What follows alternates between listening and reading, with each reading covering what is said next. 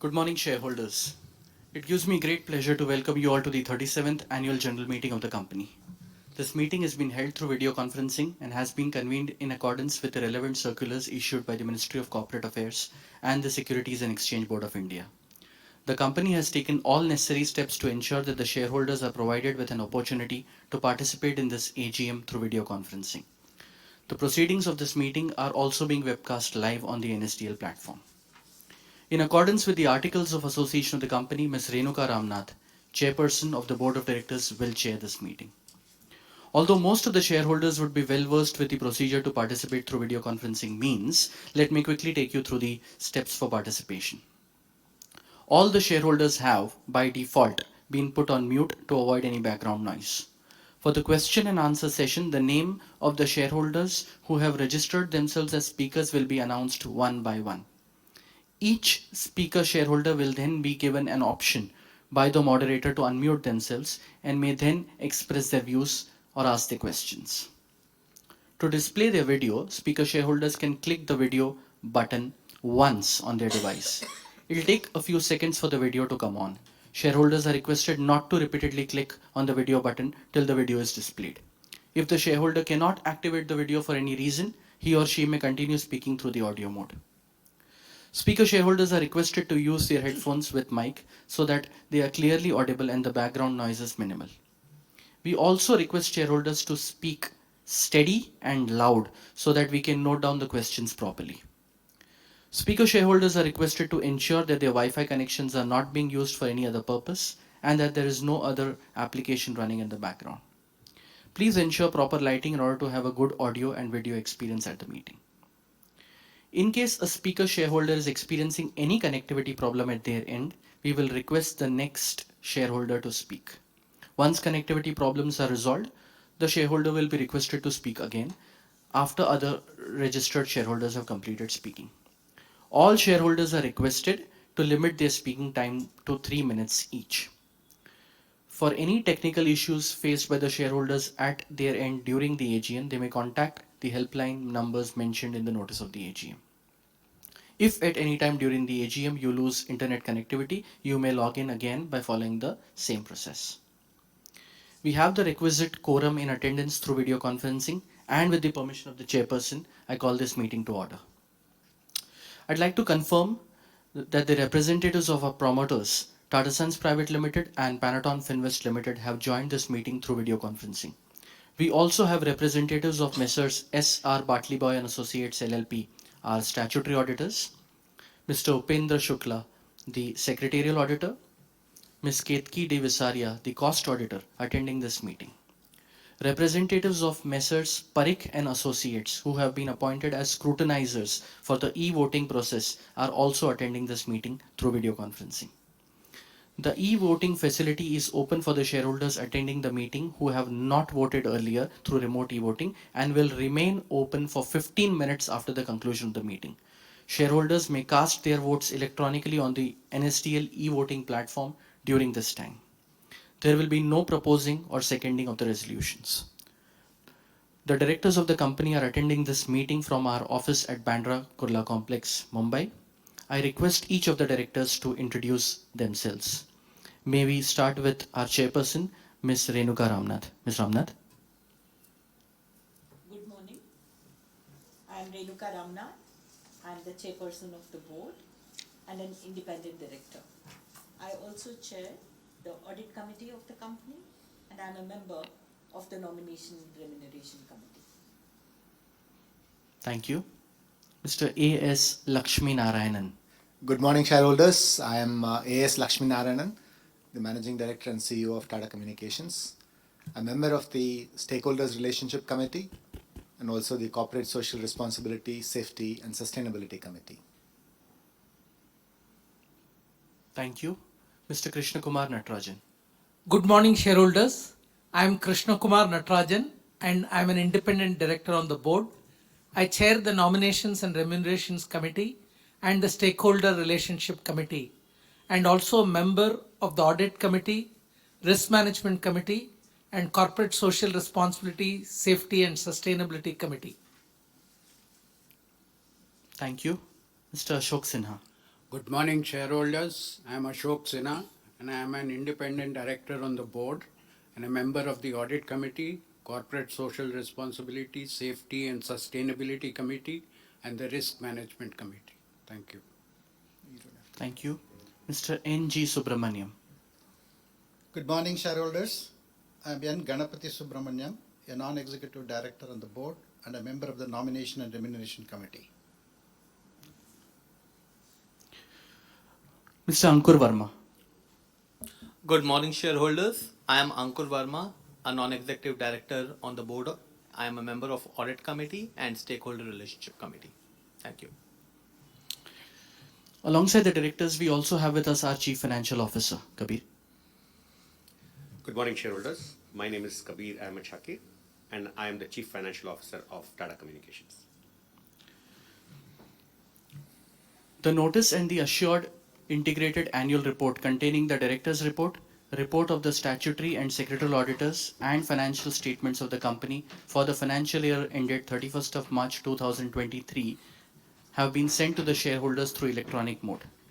The reports of the statutory auditors on the standalone and consolidated financial statements and the secretarial auditors do not contain any qualifications or adverse remarks.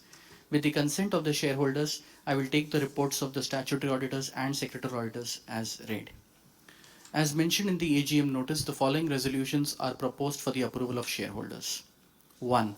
Adoption of audited standalone financial statements for FY 2022-23. 2. Adoption of audited consolidated financial statements for FY 2022-23. 3. Declaration of dividend of Rs 21 per equity share. 4. Appointment of Mr. N.G. Subramaniam as Director, liable to retire by rotation. 5. Ratification of cost auditors remuneration for FY 2023-24. 6. Appointment of Mr. Ankur Verma as a non-executive and non-independent director. 7. Approval of Tata Communications Limited Employee Stock Unit Plan 2023. This is a special resolution. 8. Approval for grant of employee stock units for the employees of subsidiary companies of the company under Tata Communications Limited Employee Stock Unit Plan 2023. This is also a special resolution.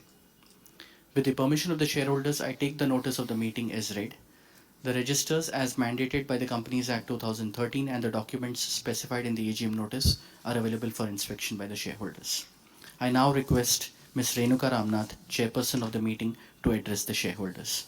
Ms. Ramnath. Dear shareholders, as the chairperson of this company and on behalf of the entire board of directors who are here in front of you and the management team of Tata Communications, I'm very pleased to welcome all of you to the 37th annual general meeting of Tata Communications. This has been convened virtually in this era of hybrid working. I'd like to begin by expressing my deep gratitude to all of you, our shareholders, our directors on the board, employees of the company, and other stakeholders for your unwavering support throughout the year.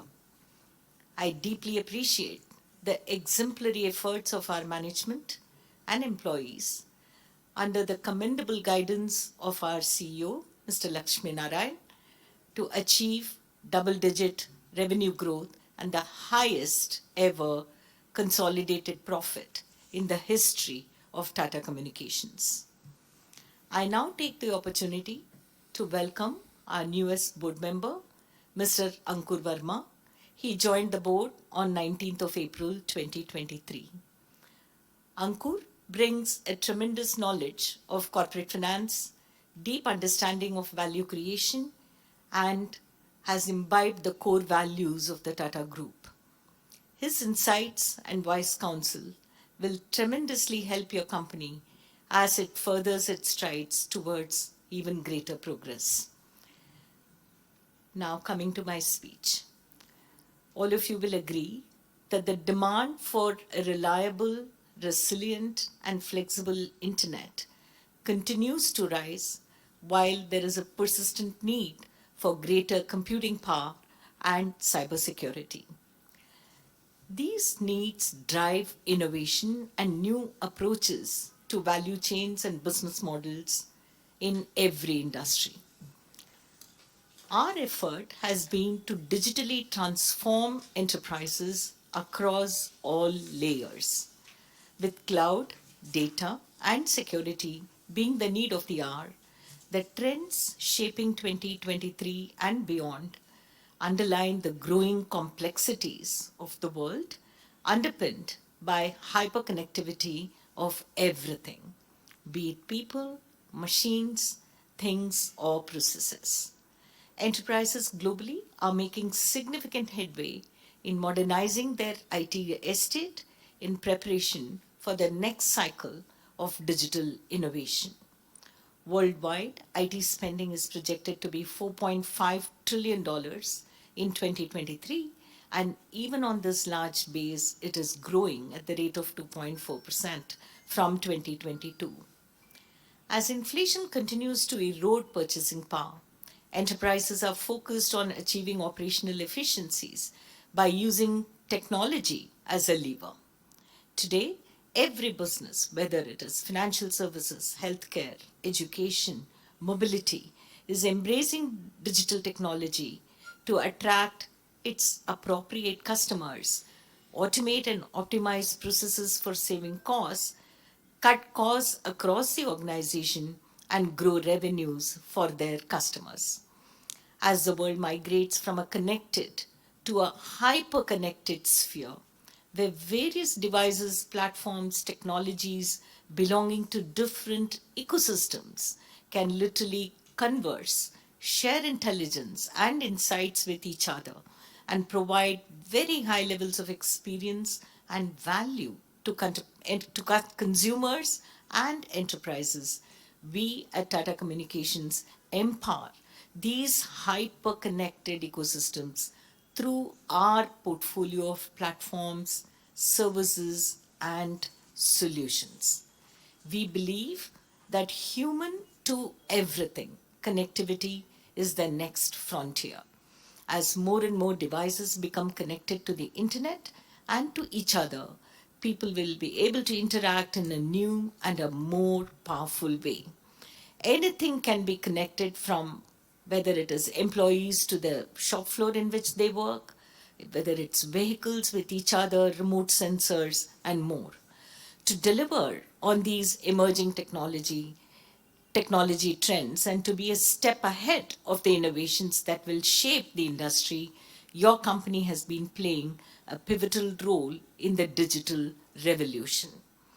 From launching a dedicated private 5G Global Center of Excellence in Pune for accelerating Industry 4.0 applications and capabilities for enterprises, or whether it is delivering smart IoT solutions for providing real time data to enhance operational efficiency of enterprises, or whether it is creating a low maintenance, resilient systems with analytics embedded for decision making, we at Tata Communications have demonstrated resilience, adaptability, and a commitment to excellence.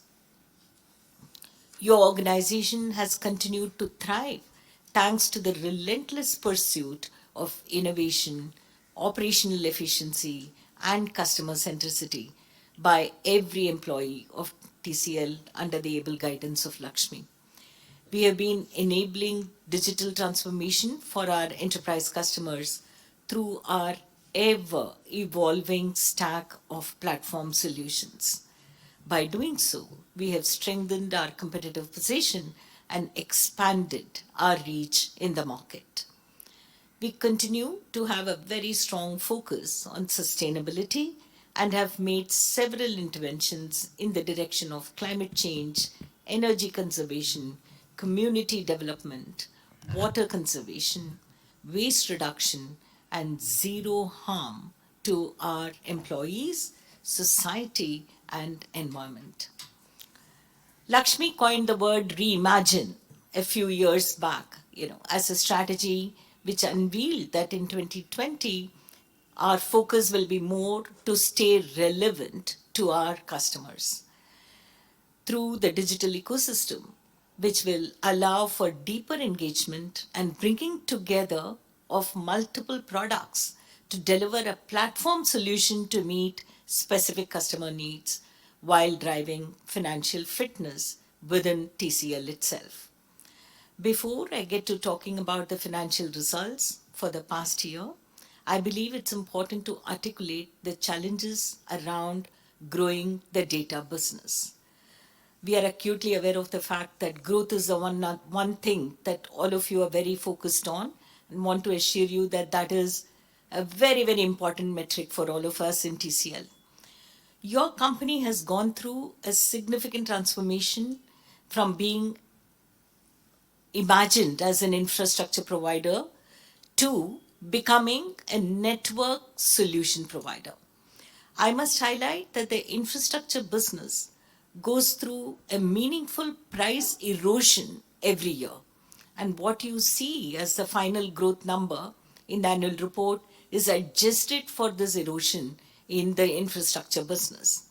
So, what started 3 years ago under the able leadership of Lakshmi, the reimagined strategy, where the management invested in a shift from being a product player to a platform player, has now grown into a vision to stitch all our platforms into a digital fabric. This has been a phenomenal journey of both learning and growth, and more importantly, building huge differentiation in the offerings of your company to its customers. One of the key differentiation for TCL has been that TCL is a born B2B specialist. There aren't that many players in the world who can call themselves dedicated B2B players. We know exactly what our customers, which is the enterprises, need to manage their own digital ecosystem. We care further in investing in understanding our customers' needs and stitching together a solution that works most appropriately to solve their problems. Years of investing in this strategy has helped your company build very good muscle with respect to providing appropriate enterprise solutions. At the same time, we have been investing in building breadth and depth in the portfolio of platforms and solutions, which has now allowed your company to go and have conversations with a wide variety of companies in a wide variety of sectors across the globe. Our expanded portfolio allows us to talk not just to the CIOs. This has been a very big change again that has been brought about by Lakshmi, where the amount of investment that has gone in building different solutions across different layers of the organization allows our marketing and sales team to go and have conversations with the CIOs, but more importantly with various business heads within those companies, thereby deepening our experience and expanding our customer wallet. Last but not the least has been humongous effort by our sales and marketing team to drive a very large funnel. And the new strategy of 1-3-30, which again Lakshmi introduced when he took over as the CEO, has already begun to give us good payback in terms of expanded funnel and sales opportunities. Technology in the context of organization is not about throwing what we have at them, but it is one about listening very deeply to their needs and finding appropriate solutions to solve the problems. Many times it is one of co-creating along with our customers to give the right solution to either expand their income or reduce their cost. And your company has played a very distinctive role in this, towards this solution finding, which is what has led to the growth that we have seen in the last year and the financial results that your management has been able to deliver. I would like to say that we have decisively laid the foundation for our ambition to double our data revenue growth over the next 4 years. Our competitive edge, combined with our unique digital fabric positioning, has made Tata Communications a formidable comm tech player.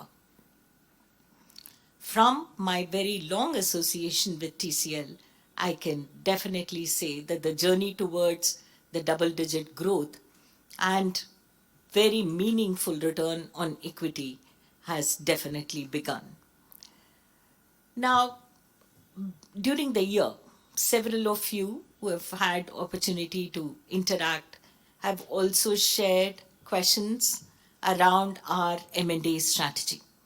It'll be very useful to remind ourselves at this point that Tata has entered this business through acquisition of VSNL. Thereafter, there have been several acquisitions that have been done by the company over years to get to where it has gotten today. So M&A as a meaningful strategy for growth and staying relevant to customers has been the core DNA of Tata Communications, I would say almost from inception. But where we look to do M&As and why we look to do M&A is something that has changed with times consistent with what our customers need. Initially, we looked for M&As in your company to enter new markets or to find new products to address the needs of our customers. Today, your company is looking at M&A as an important strategy to find appropriate solutions and offer a suite of solutions and deepen the depth of our company's capability to solve our customers' problems. All our M&As are driven towards building scale in our core businesses. I want to take this opportunity to assure all our shareholders, both at the level of the board and equally, if not more importantly, at the level of the operating management, there is acute consciousness and responsibility towards using your capital to have an M&A led growth. We are keenly and very critically evaluating the strategic fit of every M&A opportunity that the management team is evaluating to make sure that we pick the ones that have the maximum strategic relevance.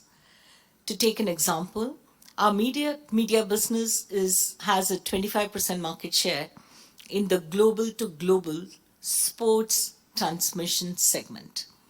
We acquired a company, The Switch, which has made us meaningful in the US regional to regional space, both on transmission and on production. In line with the broader strategy of increasing customer relevance, post acquisition of The Switch, we are now able to offer more to our customers. Assets which weave very well with our strategic imperatives create an enormous amount of shareholder value, and it is also meaningful to all our stakeholders, most importantly, our customers. I'm happy to report that these persistent and focused efforts have yielded the right results, and we have delivered a double-digit revenue growth in FY23 on the back of strong profitability and cash flows. From here on, we will further sharpen our focus to drive growth across all our platform solutions and achieve the ambition that the management has set out over the coming years, as has been articulated already during our Institutional Investors and Analysts Day, which concluded in June 2023. I'm confident that the acquisition of Switch and the impending acquisition of another company by name Kalera will reap the right mix of synergies in our digital portfolio and bring along the capabilities to help us deliver an even more holistic and superior customer experience while accelerating our stated ambition of doubling our data revenues by financial year 2027. It has been possible for your company to pursue both organic innovation, investments in innovation and inorganic acquisition-led business strategy because of the tremendous focus and of the management in achieving strong balance sheet improvement with an acute focus on cash flows. If this had not happened as a precursor to our acquisition strategy, acquisitions either would not have happened or it would have come at the expense of dilution of all of you as shareholders. It is absolutely important to call out this enormous achievement by the management of your company to deliver you the current growth and the future possibility without any dilution to all of you as shareholders. Despite all the challenges in the near term of growth in various economies, supply chain issues, and the great resignation period that plagued every industry, a very uncertain macroeconomic and geopolitical scenario across the globe for a variety of reasons that you are all aware, your company continued to work on the long term strategic objective of a profitable revenue growth coupled with superior customer experience.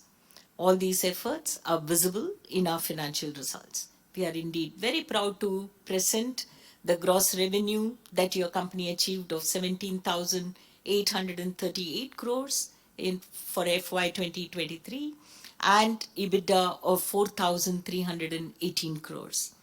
Our data business grew at 10.3% year on year, witnessing a healthy growth across all lines of business. Free cash flow generation remained strong at 2,539 crores, with a net debt brought down by 1,011 crores during the year. What all of this means is that our net debt to EBITDA is at a very comfortable level of 1.3 times, giving us sufficient headroom to invest in your future growth without further dilution. Our key focus continues to be our customers as we continue to build stronger and deeper relations with them and become an end-to-end enabler of their own digital transformation journey by delivering digital platforms and solutions that drive both business outcomes in terms of revenue growth and cost reduction for our customers. Your company is committed towards delivering a holistic growth in the long term in line with our commitment to a sustainable dividend policy. For the financial year ended 31st March 2023, your board has approved to pay a dividend equivalent to 33% of our consolidated profits, which translates to a dividend per share of rupees 21.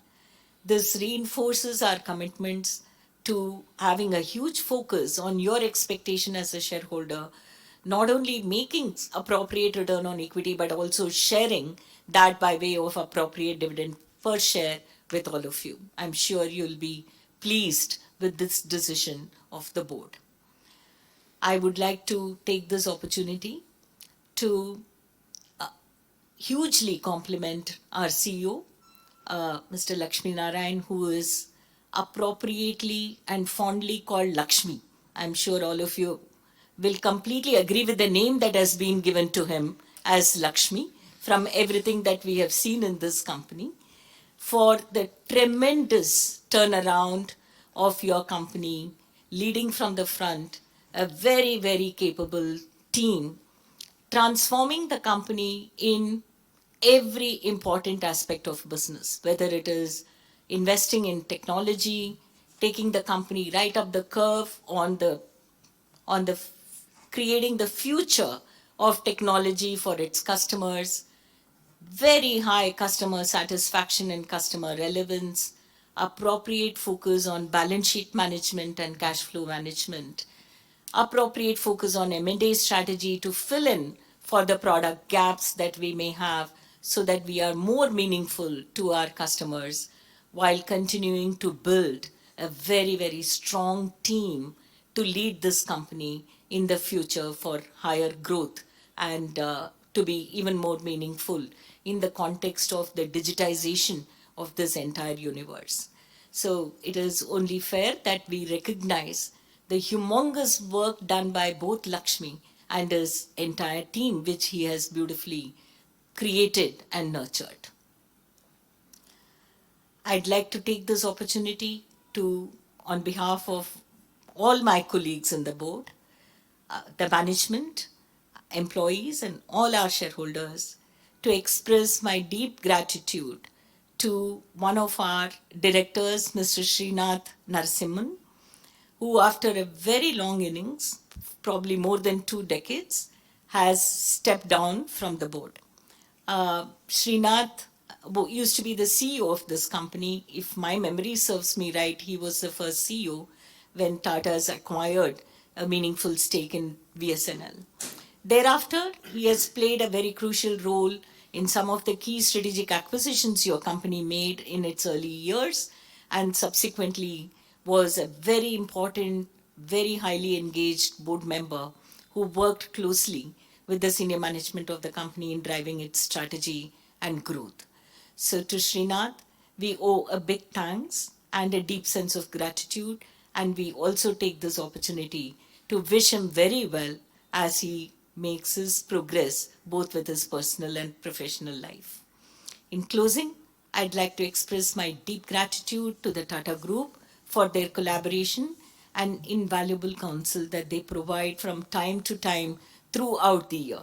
I'd like to thank the Department of Telecom, Ministry of Information and Broadcasting for their cooperation, our valued customers, our excellent employees, management team, partners, and business associates for their valuable support and backing.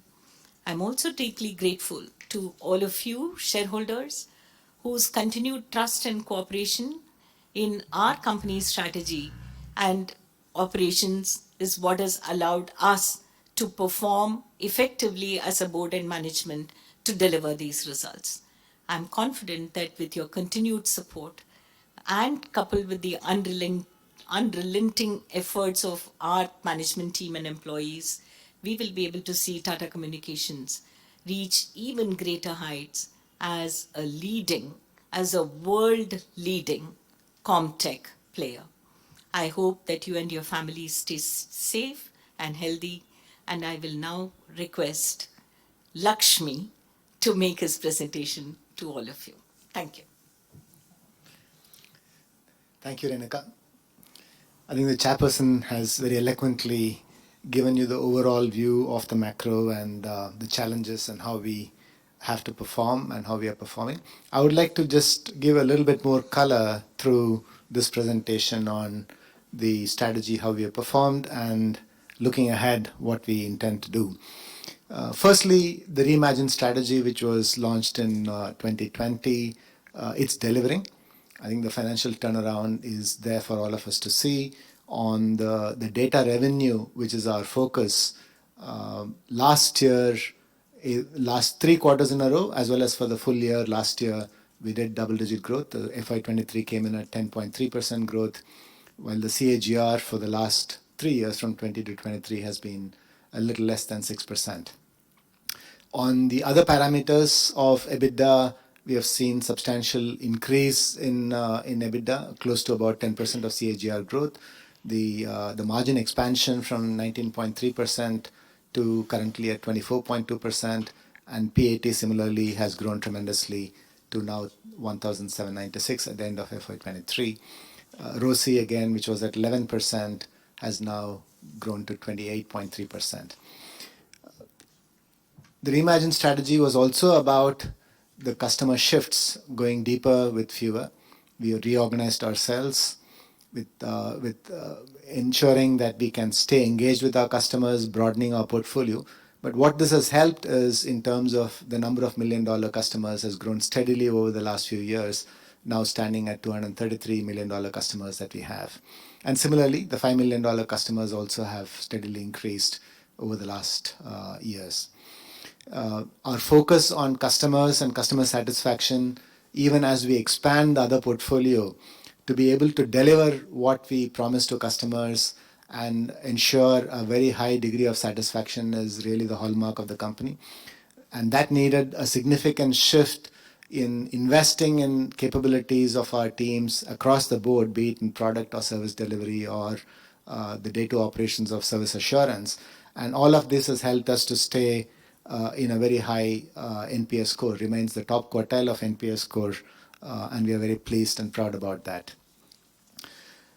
Part of our strategy that we launched was also our commitments to sustainability, our commitments to AI and innovation. From an ESG commitment part of, we have a three-pronged approach of people, planet, and community.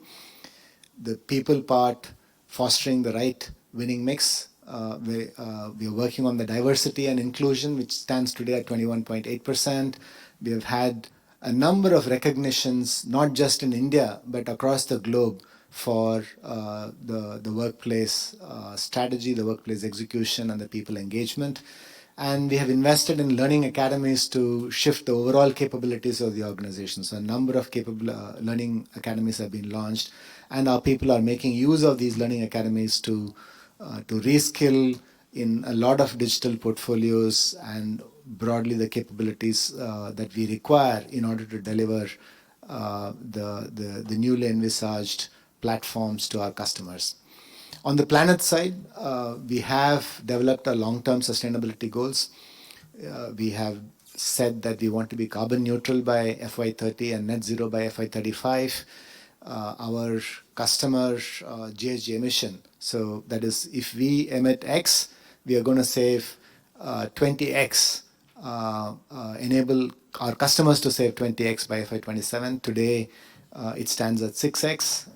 That is, we emit X, we are helping our customers to save 6X through our products and platforms. We become water neutral and zero waste to landfill by 2027. On the community side, this is an area that all our people are extremely passionate about. Very high degree of volunteering, not just by our own employees, but we also include a lot of the Tata Group companies' employees into our volunteering effort. And there has been a tremendous progress that has been made in these areas. Just a couple of examples that I want to highlight is the project of the School of Hope and Empowerment. This in 2021 touched 1 million lives of women aged between 18 and 35 to become more sustainable, earn their livelihood, focused on a few states, the Bihar and Odisha. And that's generated tremendous and positive impact to the society. And we are scaling this program to be able to move from 1 million to 3 million women to be impacted positively by FY24, by December 2024. So this is a big scale, and there are many such projects that we are indeed very proud to be associated with. The other project is Project Nannir. This is in Puttur village in Chennai, in collaboration with the Pichandukulam Forest NGO. And here we have taken up a lake restoration, which has tremendously benefited in terms of raising the water level and becoming very sustainable. We are working with the community so that the community can take this project forward on their own. And there are many, many other things that are happening around this community. So these are a couple of examples of how we are actively working with the community. And as you can see, the entire ESG is a people, planet, and community all coming together. And we now have a unified strategy for ESG. There are many recognitions, rewards that the company has won. We're very pleased about the entire team stepping up to the plate in terms of delivering a very superior performance. Besides recognitions for the company's performance in the last 3 years, we've also been recognized by analysts such as Gartner, who have ranked us in 10 consecutive years in the top of the Magic Quadrant. And we are successively moving, even within the top quadrant, we are creeping up to the top in that quadrant itself. And similarly, other awards for excellence in corporate social responsibility, people awards. The recent ones are in Hong Kong and Australia for the best workplace. So we are extremely pleased about all these recognitions that the company has received. Now, looking forward, what is it that we are going to do? Firstly, the opportunities out there are still tremendous. The chairperson talked about the environment of digital, where the focus on internet, the focus on cloud and cloud security is growing for the enterprises. The cloud adoption is increasing, and with that, the need for connecting all the clouds and the data center to data center connectivity, how enterprise needs to think about their network, and the architecture of the network is itself changing with internet and cloud. Seamless integration across multiple clouds with new types of solutions which are software defined, multi cloud connectivity that are emerging, and cloud native applications with specific security requirements. Similarly, if you look at network and security, increasing internet adoption is throwing up challenges of security and the right architecture to be had for right performance. And in India, there is a continuing effort by enterprises to expand into tier 3 and tier 4 towns, and that presents an opportunity for us to expand our portfolio and be more meaningful to the enterprises here. In the collaboration and the connected solutions, the key growth drivers are obviously the growing IoT devices, the newer technologies that are enabling a variety of, like 5G, the LoRaWAN, and even the other forms of communications that are enabling connected solutions for OEMs. In the areas of collaboration, there's a big transformation to use voice and video more effectively.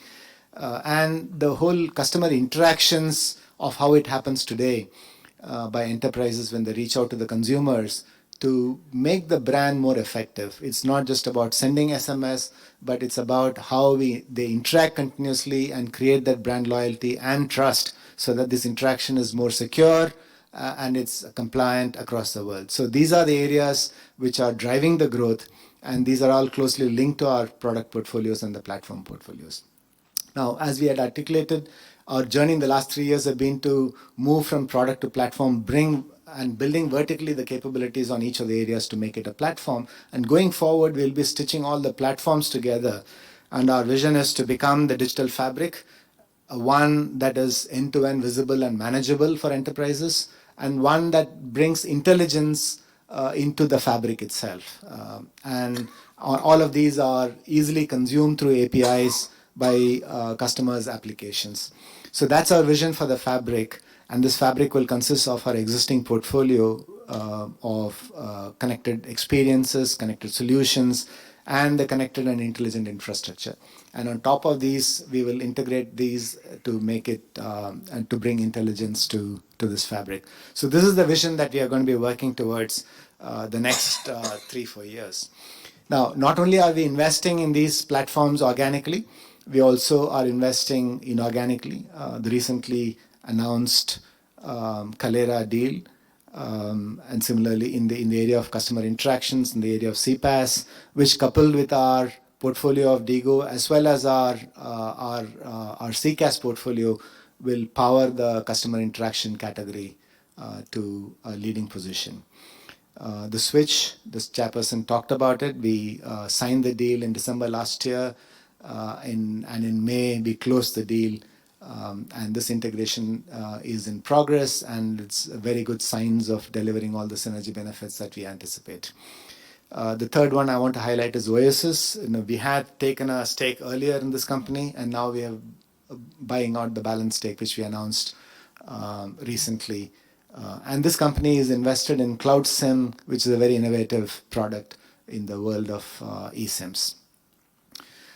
Now, our strengths, just to summarize across the network areas, we take pride in saying that our network foundation is very strong.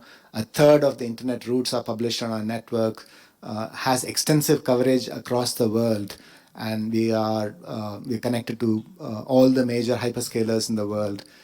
That's the core network strength on which we build our platforms. Our increasing customer relevance, we are a B2B specialist in the communication space. Many of the players that we see around the world are largely B2C players with a business segment focusing on enterprises. We are a B2B specialist, and that is what is helping us to a much superior NPS in the industry. And with our unparalleled breadth and the depth of products and platforms, we can become even more relevant to our customers, which is acknowledged by all the major analysts who are scoring us as either challengers or leaders in the respective areas. And the financial fitness that we have been able to achieve and other investments in people are the enablers for our growth to help us to position truly as a Comtech organization going forward, and our focus on internally to further simplify ourselves and bring agility to our operations will be crucial as we move forward. So these are the strengths that we have, and essentially stitching all of these capabilities of product to platform shift, evolution of these platforms to a fabric, increasing focus on customers to become even more relevant to them, and these will play a huge part in helping us to deliver the accelerated growth and ambition that we have stated to double our data revenues in next 4 years during the recently concluded Investors Day. Thank you.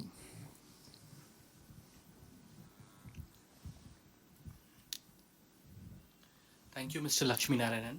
We shall now take questions from those shareholders who have registered themselves as speakers. Dear shareholders, when your name is announced, you will get an invitation to unmute your microphone. Kindly unmute your microphone, switch your camera on, and ask your questions. Kindly restrict your queries to a maximum of 3 minutes. Our first speaker for the day is Dr. Arun Kumar Bopanna. Dr. Pupana, you've been placed in the meeting. Kindly switch your microphone on and speak. Can you see me? Can you hear me? Yes, we can. Good to see a smiling chairman and CEO after a long time. Good morning to everybody. Compliments for this pleasant screen setup. This is the best VC that I'm seeing in this season. And thanks to Zubin and Riddhi for arranging this VC and giving the link, etc. So Corona, we saw a lot of acceleration in the transformation of the communication industry with mind-blowing innovations. AI and machine learning is a fast emerging new world order. But will technology be a bridge or a divider? Because a lot of geopolitical issues are there. And my questions, green set technology are as important for administration nowadays as law and order. And what are the opportunities for TCL in that? Any collaboration with Tata Elxsi or Tejas Network for increasing telecommunication demands for content management, video streaming, optical networking, focused products? What are strategic plans for cost-effective networking solutions without compromising on quality and performance? What are R&D investment budgets for cutting-edge technologies to stay competitive to explore uncharted territories? See, the cybersecurity Chris Krebs believes that information security will get worse before it gets better.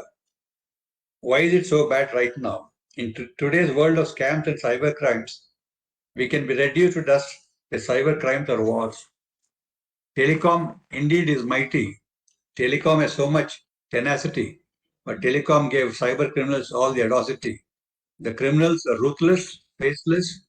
The ordinary men are helpless. The police many times remain clueless. And your comments on this, please. Tech has scripted history, but now is being overused or abused. It's like putting coins in pockets with holes. What is TCS protection mechanism? The terrorist attacks were never heard of earlier, but now we are scared about them. What are the precautions observed by TCL? Sir, people are leaving jobs for better compensation, flexible working hours, and lack of connectedness. Lakshmi, you also spoke in your letter about connectedness. Madam Renuka, sticking to connectedness, your hyper connectedness. As I was driving from airport yesterday in Bangalore to office, I saw the opposition conclave meet saying, United we stand. In a lighter moment before I close, I would like to say, today, in a modern world, husband and wife staying together is called joint family. In a declining joint family today, where is the connectedness? And lastly, the digital environment around has changed dramatically in the last 25 years, but the government has not kept the pace. I'm glad Tata is investing in emerging technologies for robust digital infrastructure across the country. In conclusion, I wish TCS a tremendous opportunity to capture in future with their goal, mission, and vision. I wish you all the best. I'm back in Bombay next week. Hope to see you soon. Thank you. Thank you, Dr. Bopanna. Our second speaker shareholder is Mr. Ashok Subramaniam. Mr. Subramanian, you've been placed in the meeting. Kindly switch your microphone on and speak. Yeah, good morning. Am I audible? Yes, you are. Yeah. And video is also on, right? Yeah. So good morning and good morning, respected Renuka Ramnath, the chairperson, A.S. Lakshmi Narayanan, MD and CEO, the CFO, and the independent directors, the employees of TCL, and as well the individual shareholders. So first of all, I will start in the opening address by Ms. Renuka Ramnath. She talked about the complement of Lakshmi in the part of MD and CEO, but she missed out on the part of Narayanan. So it's a deadly combination of Lakshmi and Narayanan. Okay. So though, so I think she should take a note of this. Okay. I'll start with my point on. I'll start with CSR and end with CSR. That's the way I have uh, listed down my points. So I appreciate the CSR activities of Nannir in Chennai, that is the lake restoration in Chennai, and as well as the butterfly habitat, what as I could see from this.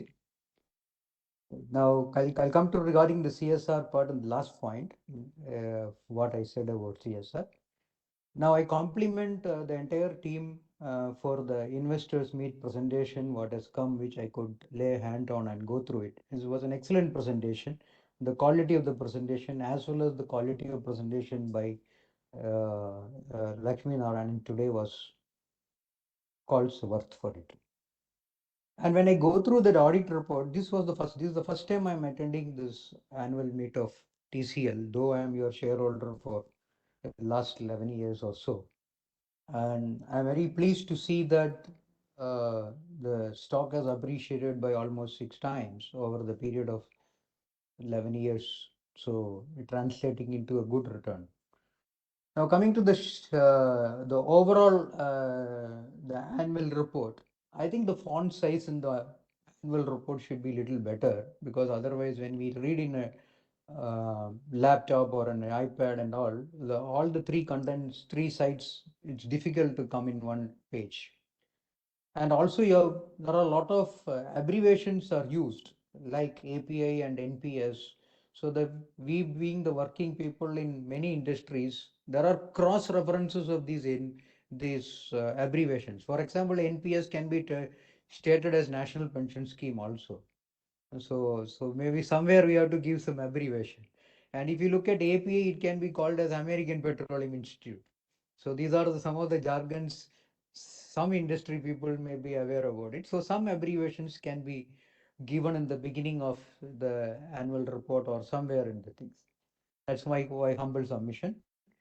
Then referring to I had a good opportunity to spend 3-4 hours on the annual report and as well as the investor presentation. That gave me some in-depth exposure to the whole concept of the digitalization and everything, which though it's not my cup of tea as of date. And so I would request that some of the points which you have touched upon, like re-image strategy and all those things, some elaborations can be given on the annual report. So any shareholders who are not into this field can have some idea about it. And so that is what I was looking about it. And now as far as reimaging strategy is concerned, what is it delivering? What is how it is measured, and what is the target and when? This is one small submission I have in mind. Then the role in cyber security has been touched upon by my previous speaker, and I should also say that considering the recent colonial pipeline attacks and all those things, what our company can do in terms of that, as can also be looked at it. Now, next, my point is the customer interaction platform Digo. I could go through it, and a little elaboration on that could have been better, like where all it is connected and who are the Indian customers for it. And it talks about new and next gen digital services for car users, and whether it is implemented in Tata Tata Motors cars or so, all those things can be little covered. So this cross reference of companies of Tata groups can be addressed in that about the products what you are putting in. So the data revenue target of 28,000 crore from the current level of 14,000 crore is a very good ambitious plan. My hearty best wishes for the same. I'm sure our company will be able to achieve that. And the next point I would like to say is that I have see the target of net zero by 2035, carbon neutrality by 2030, ZW by 2077 are a good target. I am also a person individually and as well as at corporate level working on these aspects. So maybe down the line, a year after that, I don't mind getting associated with these things. Now, in that aspect, I feel ZWL he was one of the low-hanging fruits. So that a target of 2027, maybe we can advance it for our role of products or services, whatever it is. That's my personal viewpoint. Now, coming to the last point of me is that the one more thing is that incubating new solutions 1/3/30 strategy. So there's no great elaboration of that. What is the strategy like? So maybe we can little look at it. Now coming to the and then coming that as every shareholder, individual shareholder cherishes by using the company's own products in their day-to-day life. In that way, how the individual shareholders can get a use of Tata TCL products.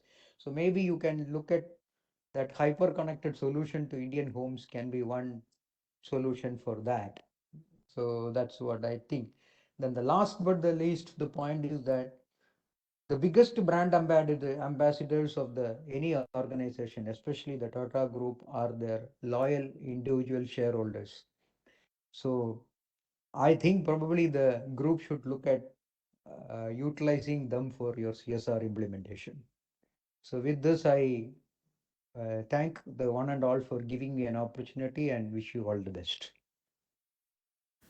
Thank you, Mr. Subramaniam. Our third speaker for the day is Mr. Tamal Kumar Mazumdar.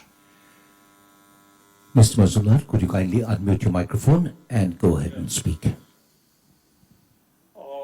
Respected Madam Ramnath, Mr. Lakshminarayan, our CEO, Mr. Subramaniam, Mr. Varma, and other directors of the company. Myself, Tamal Kumar Mazumdar, an equity shareholder from Kolkata, and joining the meeting after a long time. Thank you, Madam Chairperson, and the CEO for sharing their thoughts with us. My special thanks to our company secretary, Zubin Adil Patel, and his team for keeping cordial relation with shareholders.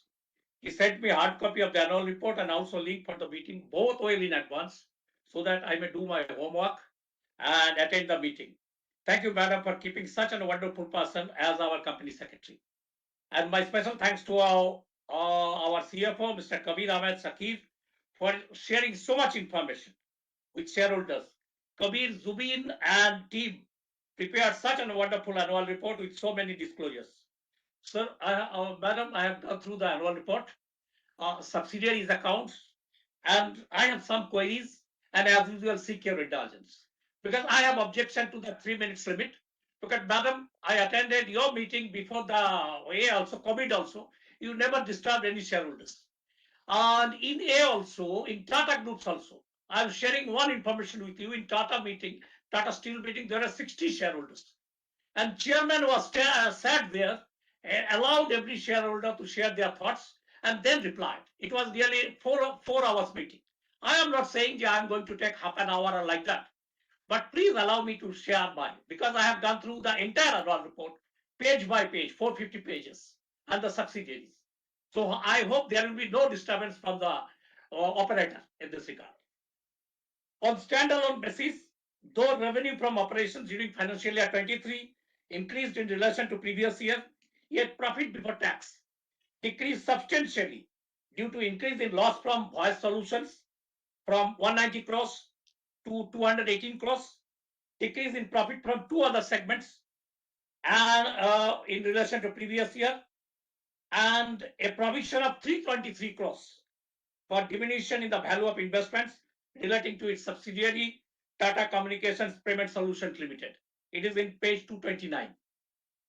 But on consolidated basis, the company, in addition to increase its revenue and profit before tax for financial year 23 in relation to financial year 22. As per consolidated segment account, in case of voice solutions, profit before interest and depreciation and other unallocables increased from 120 crores to 301 crores during financial year 23. But profit from data managed services decreased in relation to last year. While voice solution segment increased its losses during financial year 23 on standalone basis, and whereas it's increased abnormally on consolidated basis. What is the reason for decrease in profit from DMS segment during financial year 23, and whether the trend is continuing in the first quarter of financial year 24, and your expectation for the remaining part of the year? Please share your thoughts in this regard. And what is the trend of revenue? What is the trend of revenue from India, America, Europe, and MENA countries during Q1 of financial year 24? Because, madam, you mentioned in your speech the takeover of Switch will increase our visibility in the USA. In this light, I want to know what is the current position in this regard. And in page 100, the company page 116 mentioned that telecom market faces threat of hyperscalers. Hyperscalers whose presence and interest in telecom market is growing.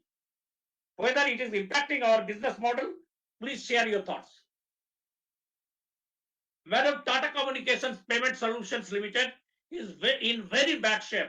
You may remember I am talking in this regard for a long time regarding Tata Payment Solutions Limited and its accumulated loss as of 31st March 2023, after considering loss of 64.17 crore during financial year 23, is a whopping 1,622 crore against its equity base of 1,217 crores. And after infusing of 50 crore during the current year and share premium balance of 450.90 crores. Infusion of fund in its equity every year is not at all a solution, Mr. Lakshmi Narayan also. It is not at all a solution. Every year you are infusing fund in order to make it it is not, its liabilities are not more than assets. This is not at all a solution. Oh, what I am noticing this trend for the last couple of years. And after impairment of 323 crores against its investment, our company is still showing the value of investment in Tata Payments Solutions Limited, Tata Communication Payment Solutions Limited as 760 crores. After provision of 323 crores, you are showing the asset value, share value as 760 crores, which in my opinion is grossly exaggerated. Grossly exaggerated. A company which has a accumulated loss of 1,622 crores, the depreciation should be more. And the company management would have to decide whether they will continue in this loss-making unit or take some drastic steps in this regard. Shortly, please share your thoughts, giving details of management thinking in this respect, and whether it is still losing money during Q1 of financial year 24, and what is the present status of proposed renewal of license, which actually expired on 30th June 2023 with Reserve Bank of India. What is this current status?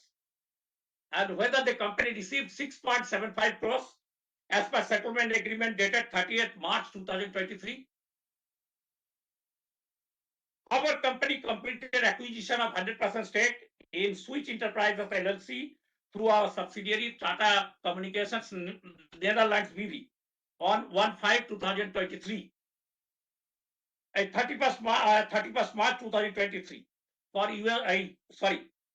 what is the total cost of the said acquisition of Switch? What is the total cost of acquisition?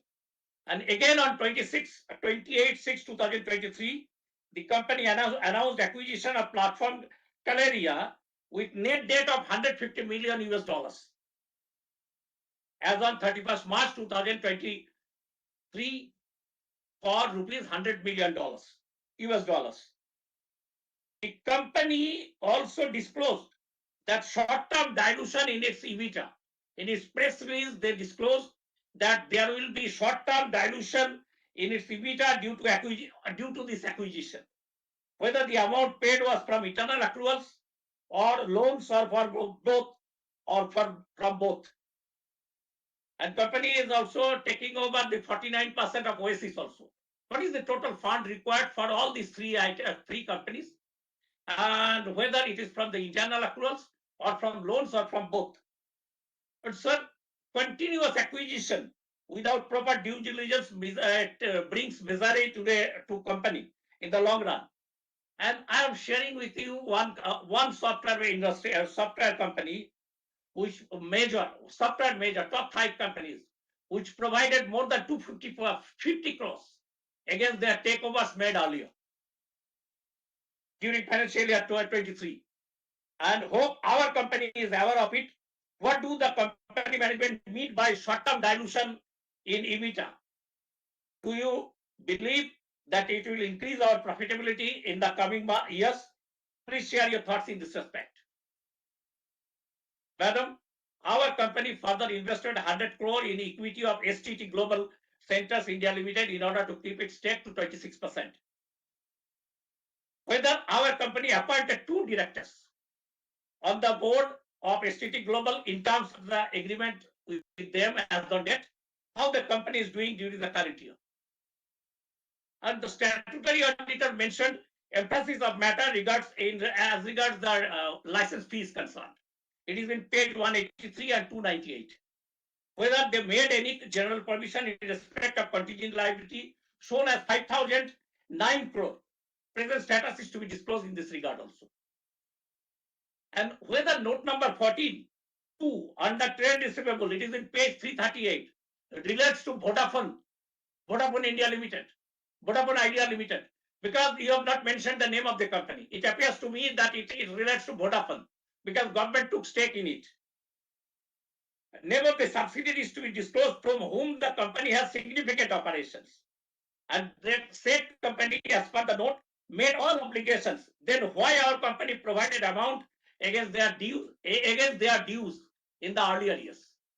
When they are making all their commitments correctly, then what is the result for providing amount against them? I think it should be revolved. It should be revolved in the coming months. And please confirm your position in this respect, disclosing the current status of payment of dues. Sir, whether the Customs, Excise and Service Tax Appellate Tribunal (CESTAT) allowed reassessment of bill of entry under its CESTAT suggested category till date. It is in page 228 to 29. And is there any dispute in this regard? Sir, it is noted from page 100 that our foreign exchange outgo was more at 938 crores against inflow of 796 crores during financial year 23.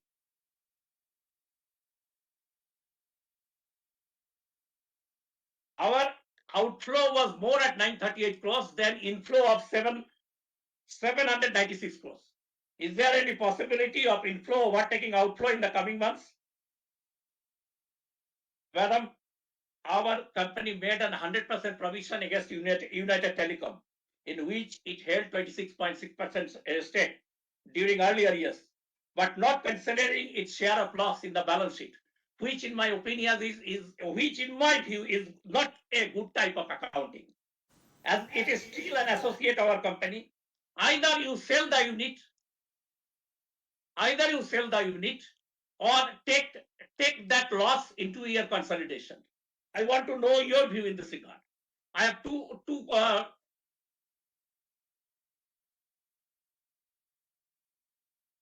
questions remaining. Look, I'm sorry to interrupt, Mr. Majumdar. Sorry to interrupt. I think there is a lot of detailed questions. Perhaps if you send it by email, I'll have Zubin answer you in the interest of time. So I will do that. I have two questions only. I want to Okay. complete that. Okay. Two questions. Madam, as per page 188, the company provided guarantees to the tune of 12,454 crores as on 31st March 2023.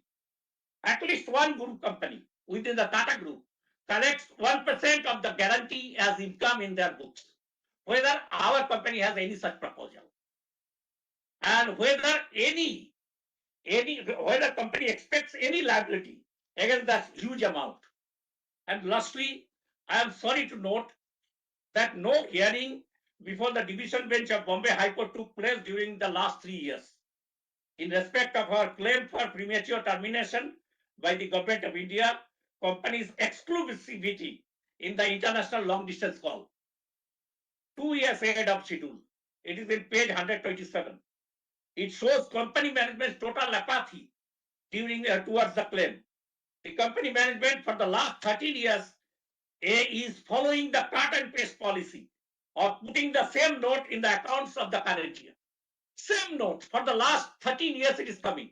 Same note. Why no hearing took place during the last 13 years? What steps they have taken till date in this regard? I want straight reply from your end. And thank you, Madam Chairperson, for allowing me to complete my questionnaire and others for patient hearing. Thank you all.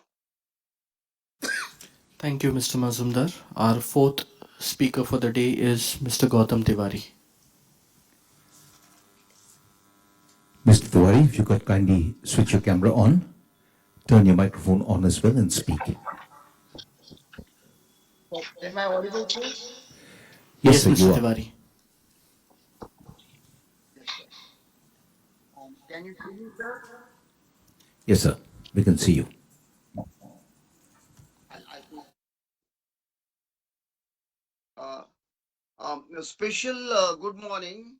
A special good morning to our honorable chairperson, highly dignified board of directors, our chairperson Renuka Ramnath our CEO MD, which Mr. Lakshmi Narayan who has given the real shape to our company, and where our highly dignified and renowned directors, my fellow shareholders, Team Tata Communication Limited, myself Gautam Tiwari, I am participating at this meeting at this AGM from Mumbai. Yes, sir. Investor care and investor service. First of all, I would like to thank our management for paying rupees 21, that is the 33% of the PAT as dividend to shareholders and stakeholders. Investor care and investor service of our secretarial department is really exceptionally outstanding. Our company secretary, Mr. Zubin Patel, and his associates, Riddhi and all others, are providing very good investor service through all these years. I'm with this company right from day one, and I have been observing that the investor service and secretarial service to the shareholders is very, very good. Sir, even CSR activities are also quite excellent, and we are proud of being such CSR activities from our company. Also, the services of our RTA, NSDL team, and the WebEx team, technical team is also very good, all very cooperative. Sir, I really, and this dynamic and energetic, our Zubin Patel is really very good at everything that is required to be done for shareholders and for the company. This is what we have been observing. Sir, we are very much thankful to you for providing some noble, committed, noble service providers to shareholders with good commitment and good understanding all the time and all these years. Sir, the achievements which you have done, I am very much thankful to the company. First is launched Tata Communication Digo platform for converged and contextual conversation. Secondly, announcement of 3C sustainability strategy and the commitment to net zero by 2035. Sir, we are going to become carbon neutral in 2030 and net zero in 2035. So what is our status in carbon neutrality as it stands now? Sir, acquired the Switch Enterprises to complement the MS business. Sir, we have achieved double-digit data revenue growth in such a short time. Launched Jamvi as an integrated cloud-based calling solution for global enterprises. Sir, we have announced complete acquisition of Oasis. Announcement of acquisition of as you say, Kalera Incorporated, a leading global CPaaS SVA player. Sir, we appreciate Sheena's contribution and wish him safe, long, happy post-retired life. We compliment a, a very heartily Mr. Lakshmi Narayan, who has given proper shape and who has really been able to uh, put this company or Tata Communication to the path of total Lakshmi. It is full of overwhelming with all Lakshmis. We are thankful to the parents, especially of Lakshmi Narayan for giving such a good person for our Tata Communication, who has spread all the Lakshmi in our Tata communication platform through and through all these years. Then we are complimenting the company for winning various awards and accolades and recognitions all over. I have got few queries, Madam and Sir Lakshmi Narayanji. I have got few queries in my mind, which if I can get clarification with, I'll be very much glad to. First is, what is the rationale for acquiring the switch? Secondly, what is Tata Communications DIGO? Thirdly, what are the benefits due to acquisition of Kalera?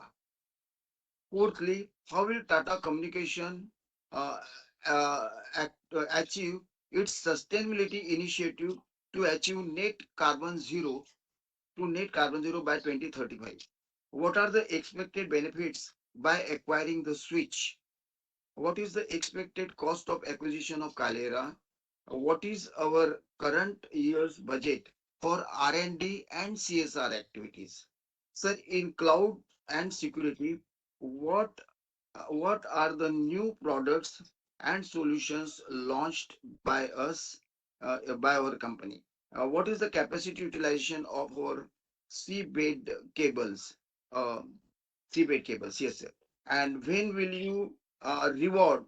Sir, most importantly, sir, when will you reward the shareholders with bonus or stock split? Because giving the dividend only doesn't help to that extent, because most of shareholders, they have to pay more than 30% as income tax. So please come out when we people have been there from day one with this company, and we have been observed. We have got we kept great patience. We are after the company to acquire a real estate, which has happened. And person like Lakshmi Narayan, our MD CEO, has given all the Lakshmi to this. So please distribute it by way of stock split or bonus in some near future. And how many key customers we have got right now? How many key customers or how many customers have left this year, and how many customers have joined? We would like to know. Sir, I support all appointments and reappointments of all our directors on board, and also heartily support all resolutions for which I have already voted in favor of them all. Sir, and Honorable Madam, dear Sir Lakshmi Narayanji, Honorable Madam, all eminent board of directors, and all those who are connected with us, executive officers, technicians, employees, staff, I wish you all the best of luck, along with long, happy, healthy, wealthy, and safe life, and bright future for the organization in the coming years. And under the supreme leadership of our Lakshmi Narayanji and Madam Chairperson, and all other and you will and I assure you our lifetime support, as it is right from day one, to you, and unconditional support to the management, and with total integrity and total honesty and sincerity. I once again wish you all the best, to all our persons who are connected with us, to all executives, directors, to all shareholders, to all stakeholders, and come out with the best of the things and a bright future. And please reward the shareholders in near future with some stock split and bonus in the years to come. Thank you very much for patient listening. इसी के साथ धन्यवाद. जय हिंद, जय भारत, जय Maharashtra. Thank you very much. Thank you, Mr. Tiwari. Our fifth and sixth shareholders are Mr. Bharat Shah and Ms. Smita Shah. Sir, could you kindly switch your camera on? Unmute your microphone. Yes, ma'am, we can hear you. Hello या sir आवाज आ रही है मेरी Yes, ma'am. Okay okay माननीय chairperson madam miss Renuka ji MD CO Shri Lakshmi Narayan ji CFO Shri Kabir ji और अन्य मान्यवर directors sir मैं स्मिता शाह बात करती हूँ मैडम आपने अपनी कंपनी के बारे में बहुत अच्छे से बता दिया है और लक्ष्मी नारायण जी ने भी अच्छा प्रेजेंटेशन बताया सो आपको मैं बधाई देती हूँ कि आपने डिजिटल और नेटवर्क और अपनी टॉप टेक्नोलॉजी के साथ कंपनी को आगे बढ़ाने की अच्छी कोशिश की है काफी अवार्ड्स भी आपने प्राप्त किए हैं आपने कस्टमर लेवल भी बढ़ाया है अपना नेटवर्क बढ़ाया अभी मार्केट में आपके साथ और भी कई कॉम्पिटिटर साथ में रहे हैं सो कंपनी को आगे बढ़ाने की अच्छी आप मेहनत कर रहे हो मैडम आपकी लीडरशिप लक्ष्मी नारायण जी का भी हार्डवर्क और कबीर जी का भी बढ़िया कारोबार बोर्ड टीम का सहयोग और छोटे बड़े सभी एम्प्लॉइज वर्कर्स उन सभी की मेहनत और हार्ड वर्क से अभी आप आगे बढ़ने का अच्छी कोशिश कर रहे हो बहुत बहुत शुभकामना और मैडम डिविडेंड भी आपने पर शेयर जो 21 दिया बहुत बहुत आभार करती हूँ और पूछूंगी कि आपका करंट में आपका कॉम्पिटिटर कौन है और मैडम अभी फ्यूचर में नेटवर्क सर्विस में और कौन सी न्यू इन्वेंशन लाने वाले हो और आपके फ्यूचर्स के बेस्ट प्लान आने वाले 2-3 साल के क्या है जरा हाईलाइट करने की कृपा करें बाकी तो आपकी मेहनत लगन और हिम्मत को दाद देते हुए आपके कार्यों की मैं प्रशंसा करते हुए आपको मैं फ्यूचर्स की बेस्ट टू बेस्ट शुभकामना करती हूँ और कंपनी दिन 4 गुनी रात 8 गुनी प्रगति की और उन्नति के साथ आगे बढ़े और आज आपने बहुत अच्छा दिन एजीएम का रखा है मंगलवार श्री गणेश जी का वार है और अपना श्रावण मास जो अधिक मास का भी प्रारंभ हुआ है तो जरूर फ्यूचर में सब कुछ मंगल मंगल होकर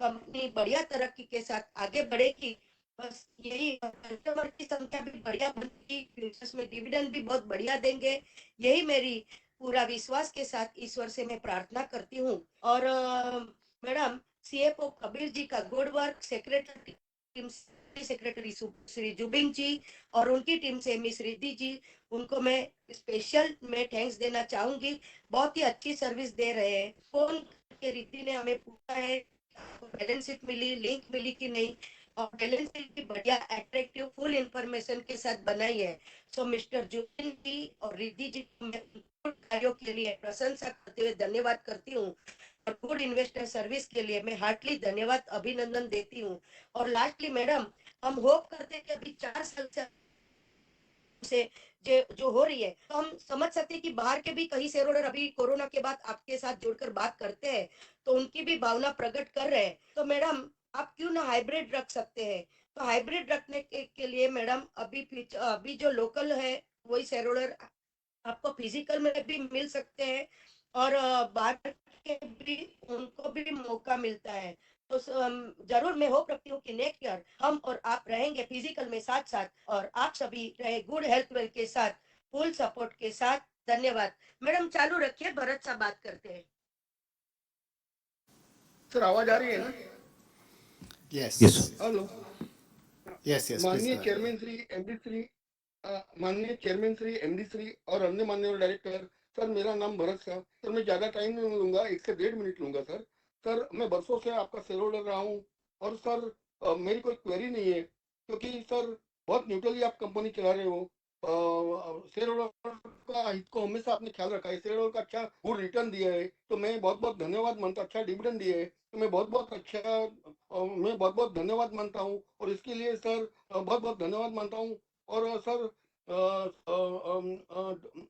पूरे बोर्ड इसके लिए मैं पूरे बोर्ड ऑफ डायरेक्टर कंपनी छोटे बड़े एम्प्लॉइज का बहुत बहुत आभार मानता हूँ और अपनी कंपनी दिन 2 गुनी रात 4 गुनी आगे भगवान से प्रार्थना करता हूँ।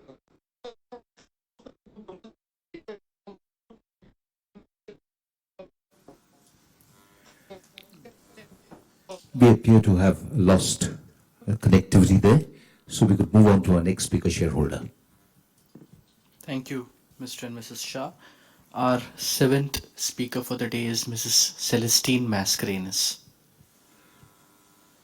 Ms. Mascarenas, could you kindly switch your camera on, unmute your microphone, and speak?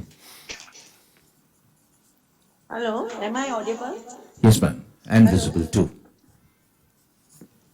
Visible too, yes. Thank you. Respected Chairperson Renuka Ramnath, Chair MD and CEO AS Lakshmi Narayan, other members of the board, my fellow shareholders, I am Mrs. C.E. Mascarenas speaking from Mumbai. First of all, I thank the company secretary, Mr. Zubin Adil Patel, and his team for sending me an annual balance sheet and also registering me as a speaker at my request and also giving me this platform to speak, which is more friendly in coming to the platform. Thank you so much.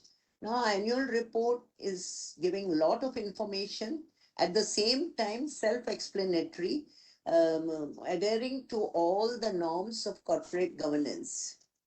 Our working, after so many years, I find the working is too good, and that speaks, the dividend speaks, rupees 21, it is too good, and also our market cap is excellent.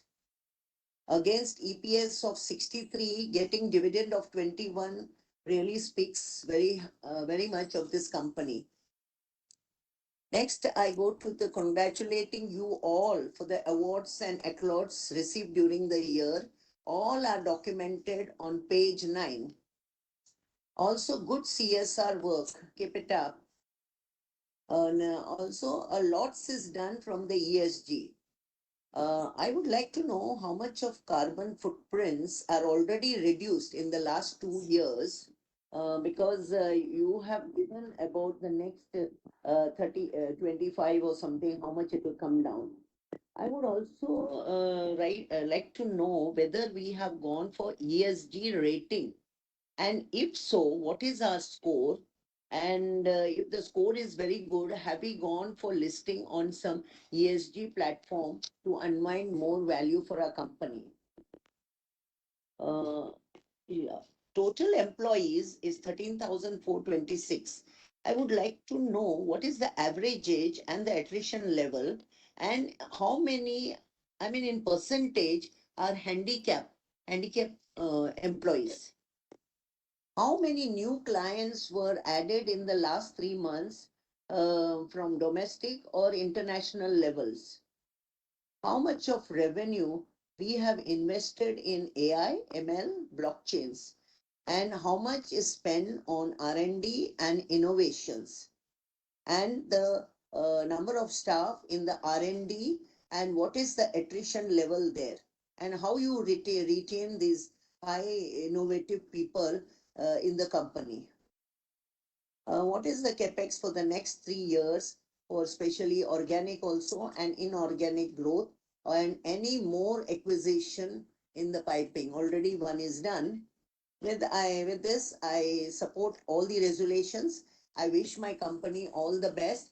May it grow from strength to strength. And after all, not the least, I wish you and the entire team very good health, because health is wealth. With this, thank you so much. May God bless us all. Thank you, Mrs. Mascarenas. Our eighth speaker for the day is Mr. Shailesh Mahadevia. Mr. Mahadevi, you could kindly unmute your microphone and speak. We can see you. Respected Chairperson Ramnath Renukaji, our Managing Director and CEO Mr. Lakshmi Narayanan, and all other distinguished Board of Directors and management team. Sir, firstly, Madam, let me congratulate the company for achieving excellent result under critical conditions. I endorse all the claims made by you in your speech in various achievements. I also endorse everything that has been said by our managing director in his speech today. And having accepted all this, I would like to put some questions with a view to understand and appreciate the work done by the company from a shareholder's point of view. That what I would like to have from the company. Firstly, my first suggestion is that we should have abbreviations and glossary in each and every report. This helps us in understanding the report. It was given 2 years ago, but subsequently removed. My next question is that some of the data given in the reports are based on standalone and some data on consolidated.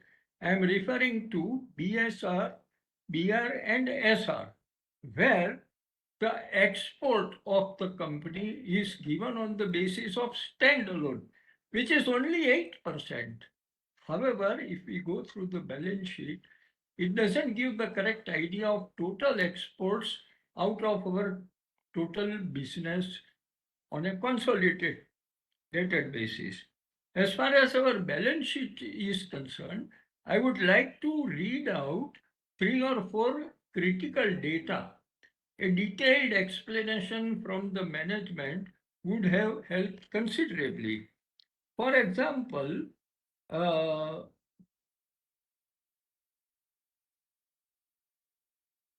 our equity is 285 crore. Our additional reserves in standalone is 9576 crore. However, if we look at the consolidated figure, it is only 1233 crore. Secondly, if you look at the profit of standalone, it is 666 crore, and for consolidated it is 1766 crore.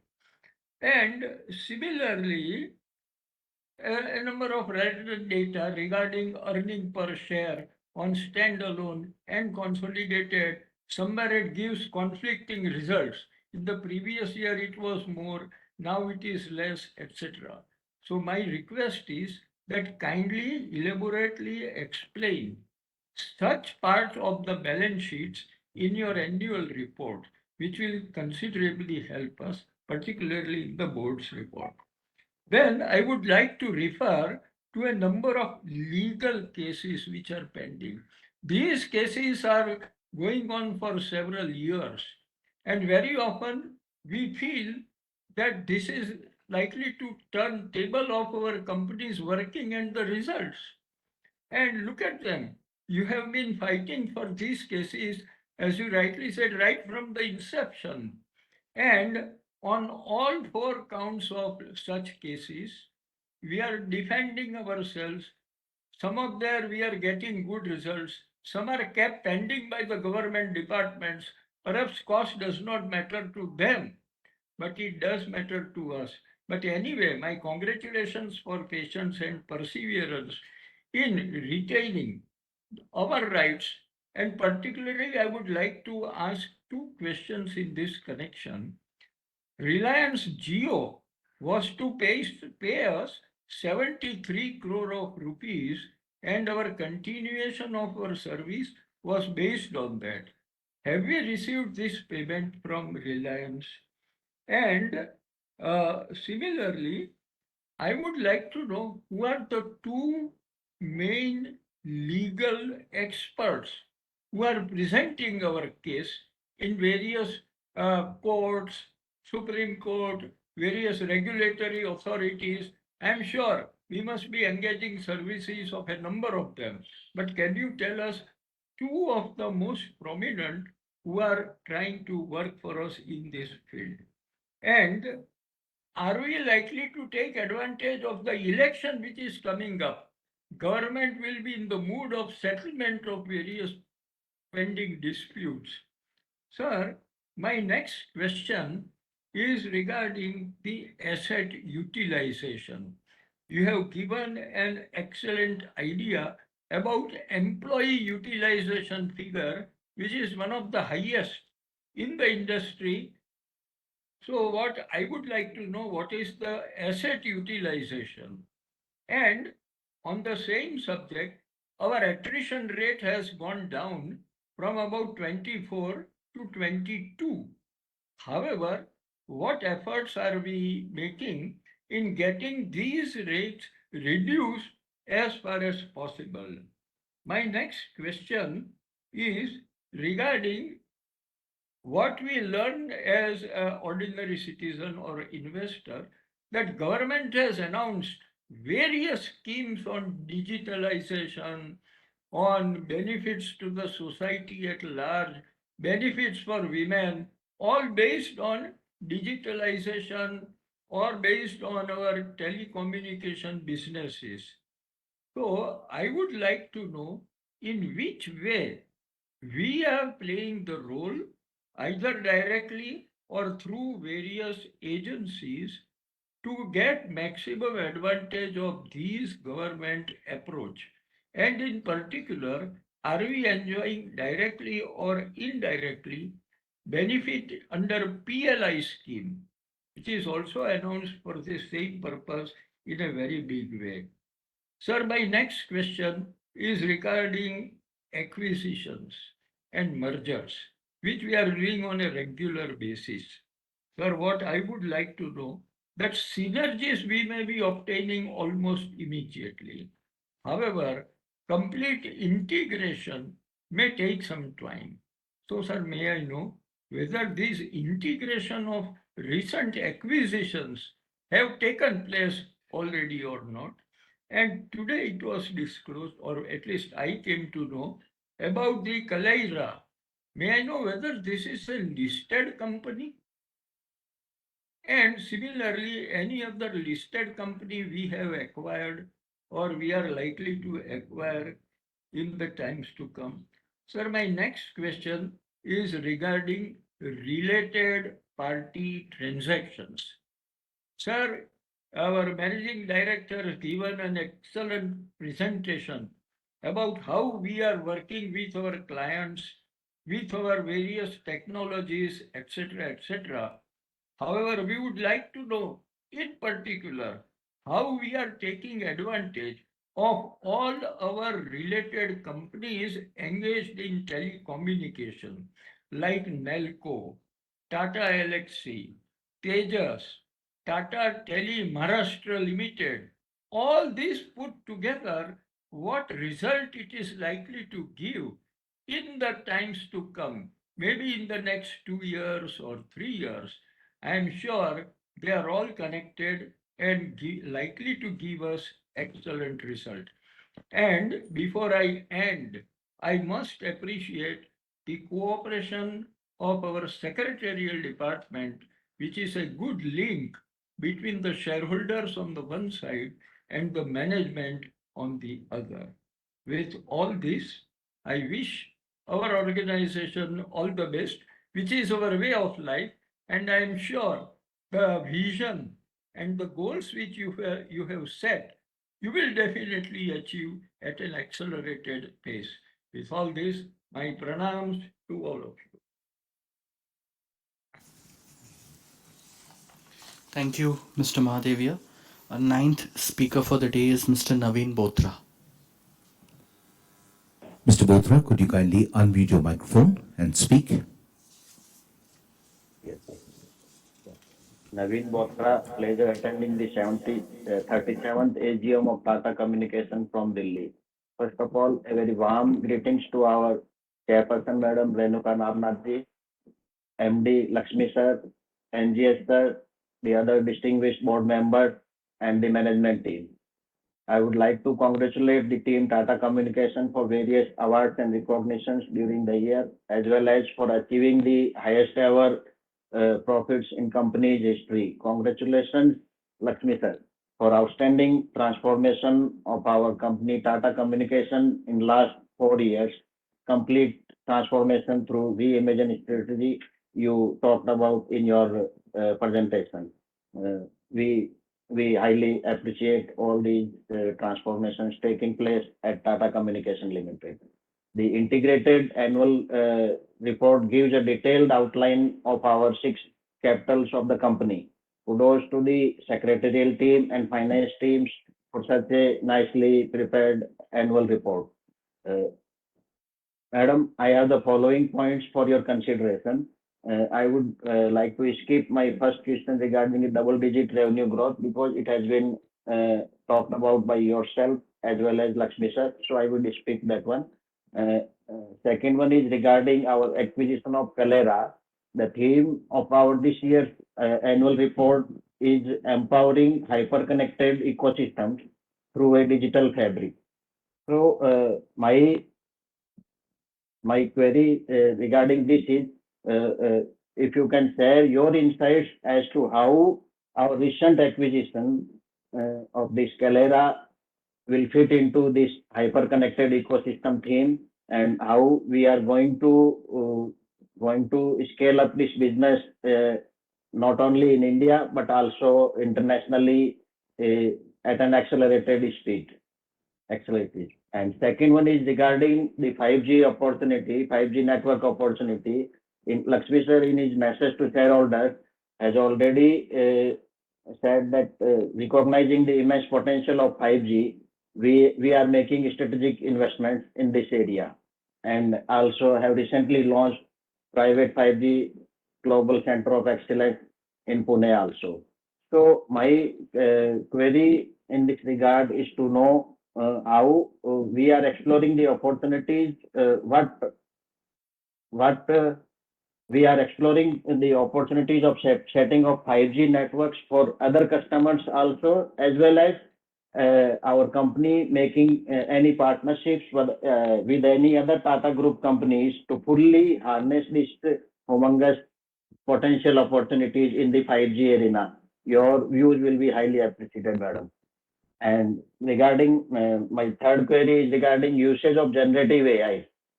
Madam Chairperson, generative AI is gaining traction at an accelerated speed. Your thoughts on how we at Tata Communication are planning to harness this disruptive technology for our company's benefit and have the opportunities to grow our various businesses in the CPaaS as well as the network solution provider.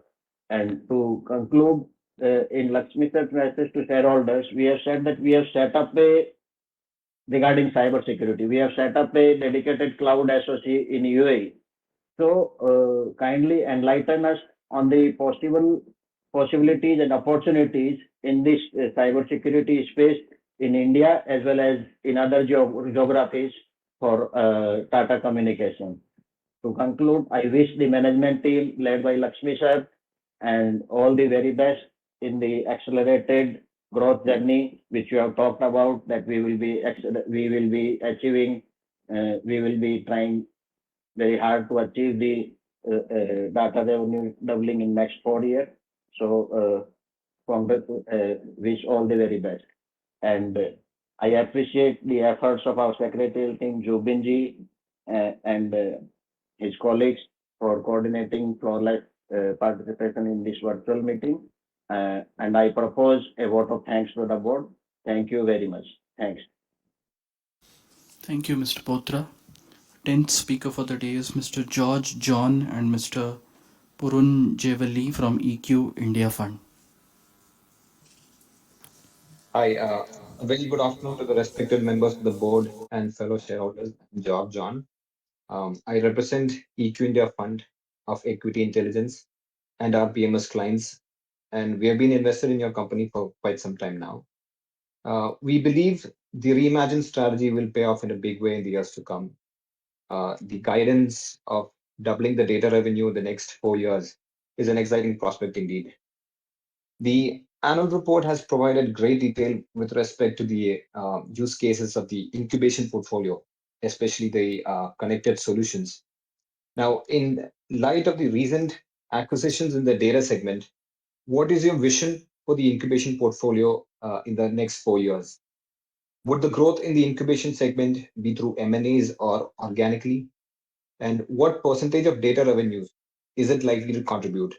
And the possible sustainable margins in that segment once it matures, probably in the next 4 years. So these are my questions. Wish you all the best. Thank you. Thank you, Mr. George John. Our 11th speaker for the day is Mr. Ravi Kumar Naredi. Mr. Naredi, could you kindly switch your camera on, turn on your microphone and speak? Am I audible? Yes, sir. Okay. Good afternoon, respected Chairman Renuka ma'am and CEO Mr. Lakshmi Narayan sir, and all honorable board member and fellow shareholder. I have two questions. Question first: Do you also do any work for Indian Premium League? And second question: Who are your competitor in 5G, and is there any competition from private network player?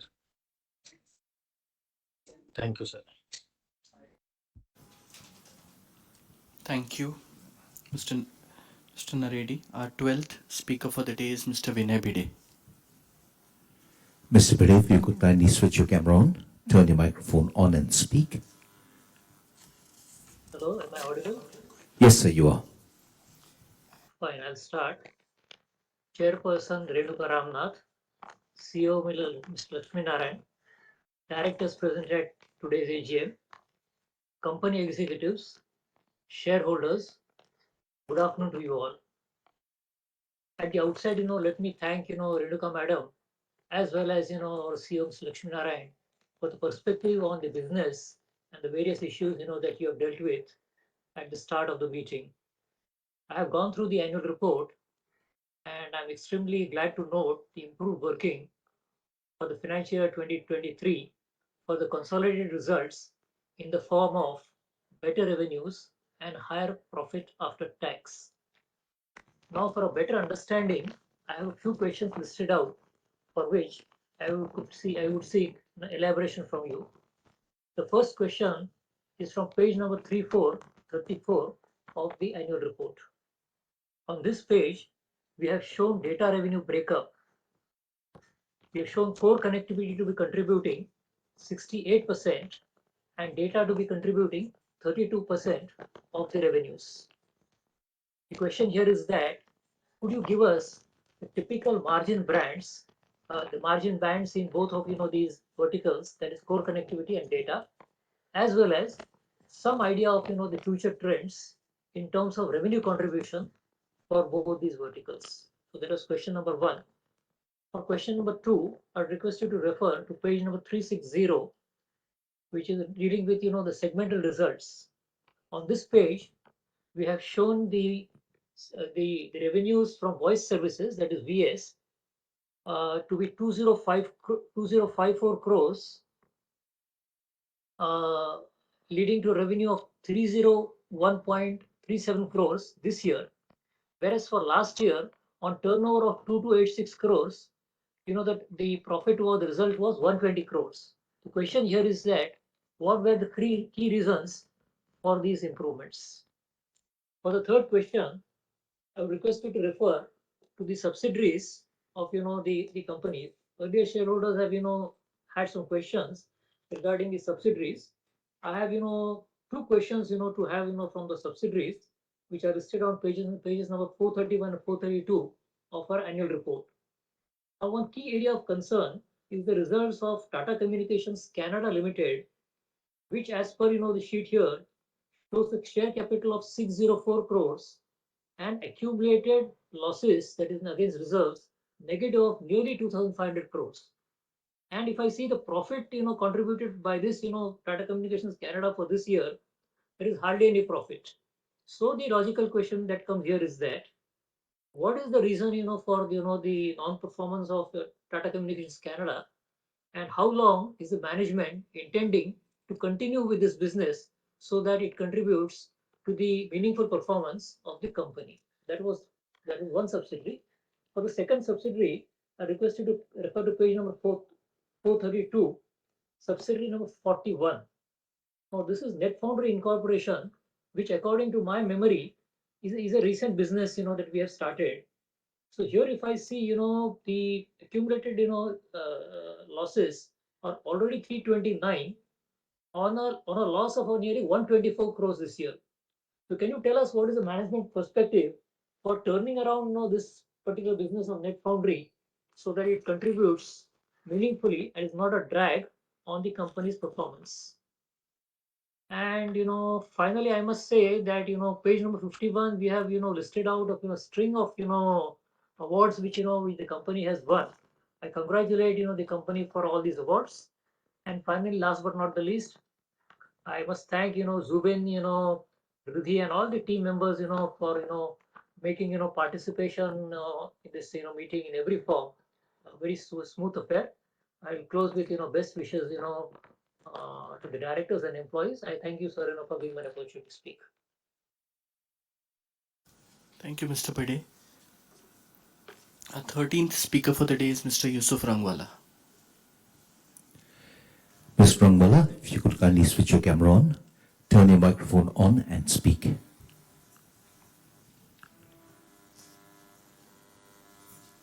Mr. Rangwala? हाँ जी, हाँ जी, we can hear you. Yes, sir.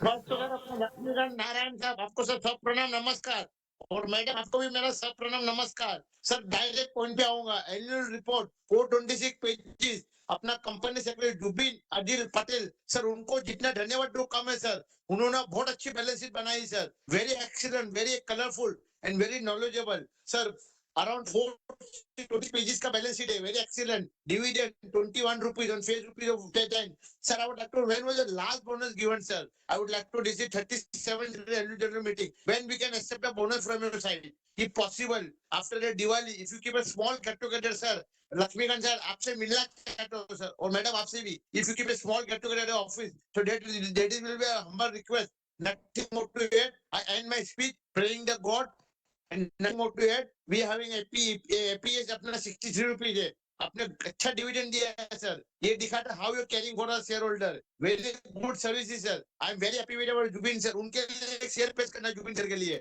चमकता रहे सूरज ऐसा अपने पास secretary sir उनकी कभी चांदनी का उनकी कभी सूरज में रोशनी कम नहीं होती है ऐसे अपने सेक्रेटरी कभी सर रोशनी कम नहीं होती है sir thank you very much may God bless our company And my best wishes for you, sir. My nothing more to add, madam. I and my speech only, madam. Thank you very much. जय Hind, madam. मैं आपको मेरा video दिखता है, madam आपको आपको मेरा video दिख रहा है मैडम एक मिनट में अपना वीडियो चालू किया था आपको दिख रहा है madam Jai Hind sir and my speech sir Jai Hind sir thank you very Thank you, Mr. Rangwala. 14th speaker for the day is Mr. Shrikant Jawar.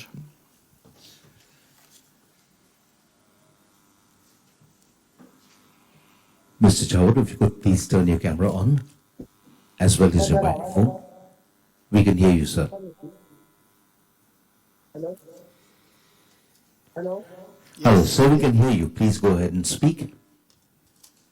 Good afternoon, chairperson and MD Lakshmi Narayan sir and all our board orders को धन्यवाद जो अब अपना video conference meeting हो रहा है मैं हैदराबाद से बात कर रहा हूं सर तो मैं I have only 2 question sir अपना लास्ट दिस मंथ जो एक्विजिशन करे उसके बारे में थोड़ा जानकारी दीजिए सर और सर आज अपना शेयर प्राइस 2000 के ऊपर है तो स्टॉक स्प्लिट करने का सोचे तो अपना उसमें लिक्विडिटी बढ़ेगी सर तो उसके बारे में प्रपोजल रखे सर तो लिक्विडिटी बढ़ेगी तो और अच्छा रहेगा सर और साथ में मैं पटेल सर और ललित सर को भी धन्यवाद जो टाइम से हमारे को लिंक दिया गया है और आते सो पूरे त्योहारों की शुभकामनाएं sir thank you sir Thank you. Our 15th shareholder for the day is Mr. Priyank Jayesh Kothari. Mr. Kothari, kindly unmute your microphone, switch your camera on and speak. Hello. We can hear you, sir. A very good afternoon to the chairperson, Mr. Renuka Ramanathan, to the CEO, Mr. Lakshmi Narayan, to the CFO, Mr. Kabir, and to all the other renowned chairperson members of the board. So on this 37th AGM, I would first like to express my heartiest congratulations to you to Mr. Kabir, and to the entire team of Tata Communications. So for the change that you all have brought into this company in just a matter of 3 years. So it's really commendable. If one just goes back to in history and evaluates this company, so our company would be recognized as pre-2019 and post-2019. I really feel proud to be a shareholder of this company and would just like to say that the change, the energy that you all have got in this business and company is really different now. You well deserve the Forbes Award, and Mr. Kabir well deserves the Business World Award. And I applaud your awards with great pride, sir. So one more recognition I realized that to understand this company in future now, I would really need to appreciate that the real hard work that has gone behind in getting this company right in last 3 years, sir. So and I appreciate the company for the same. So now I come to some of the business questions which would allow me to get more understanding about our company. So annual report is really comprehensive and detailed. However, being a non-tech background, it's tough for me as an investor to really get the sense of this potential. I can really sense that we are becoming the relevant business for major transformation that is coming in the future for all the enterprises. In same regards, if you can give the answers of these few questions, will give me a better understanding. So from the annual report and the analyst day presentation that I went through, I realized that we have categorically highlighted the digital fabric as a layer, which would become the pillar of future growth. However, as a layman, if you can please give us in a simple term that with any case study or an example to give an understanding that what do you mean by this digital fabric as a layer. Also, if you can give a sense about the size of this opportunity and what makes you confident that we have the chance to become the most relevant and become big in this opportunity. So my second question is, so with my own limited knowledge, I understand that we have competition from various types of companies in our major products. Then what makes us different to stand out in this competition when we are going for a global or no, to become a global player in this segment? So we have given a lot of importance to the hyper-connected world, which is going to be the reality in future.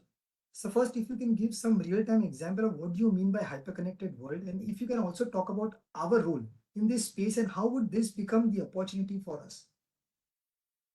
So my next question is, in the annual report, it is very elaborative and each product is explained quite well in detail. I observe few things that we are roughly touching a very large number of industries or sector through our various products. Can you give some sense that what is the large opportunity globally that we foresee and why you feel that we can be an important player in this global arena with these products? So we have most of our products catering to B2B segment, which Mr. Renuka also spoke in her opening remark. So that the B2B segment, that enterprise related, but we also have now few bouquet of products, which I understand can also cater to a large B2C segment. So I understand that the Digo, the InstaCC, the Calera, which you have recently acquired, are competing with some global competitors like Twilo. So we can be a very significant B2C enterprise company also. If you can give some highlight or give some sense of what are our thoughts on these particular products. So our asset on which we are building these new platforms are basically the old undersea cable that we have built it over a period of time. I want to now know that when the world big companies and countries are talking about network through satellites, do you think our assets will still remain relevant in future? Secondly, to keep growing our new platform businesses, how much do we need to keep investing going forward? So many new technologies like AI, ML, AR, IoT are making many old businesses redundant and irrelevant. How do you see this technology impacting us, or do we see them as a reason for us to become big and relevant in the times to come? So in the investor day presentation, I had also heard about Mr. Kabir talked about the land development, which we are already at the 5th year. So if you can give some more thoughts or more clarity that where exactly are we standing and when do we expect that we start seeing some kind of monetization happening from the land, the land parcels? So we have also last year added a lot of employees. So any thoughts on what is the future plans in terms of adding new employees with the growth that we are expecting now? So this is just an offbeat question from the core business. So it has remained in my mind since you joining this company and Mr. Kabir joining this company. So when you all joined this company, I really understand this company was in a totally different shape, a different kind of a balance sheet. So what was the thought when you all joined and how did you actually approach that what you wanted to do? And we can now see that we have really achieved a great heights. So now if you can also talk that now, how do you see this company in the coming decade? So I really know you have given the presentation with the your 3-year targets or 4-year targets, but I'm looking not from a number point of view, but from a business point of view, that where do you see this company really tapping in the global arena. So another humble request. So Mr. Chirag and Mr. Rajiv have been very cooperative. So I've been trying to. I actually was very keen to attend the analyst day presentation. However, my bad luck, I could not make it up. So I would just request that if even few investors could be allowed, maybe because those who have been tracking this company for a long time now. So just a humble request, sir. Once again, I would appreciate to the management for all the great efforts they have achieved, and all the best. Good luck to reach bigger heights in time to come, sir. Thank you very much. Thank you, Priyank. Our 16th speaker shareholder is Ms. Priyanka Jain. Ms. Jain, your camera is on. Could you kindly unmute your microphone? Ma'am, you could kindly unmute your microphone. Sorry, am I audible, sir? Ma'am, you can't hear you still.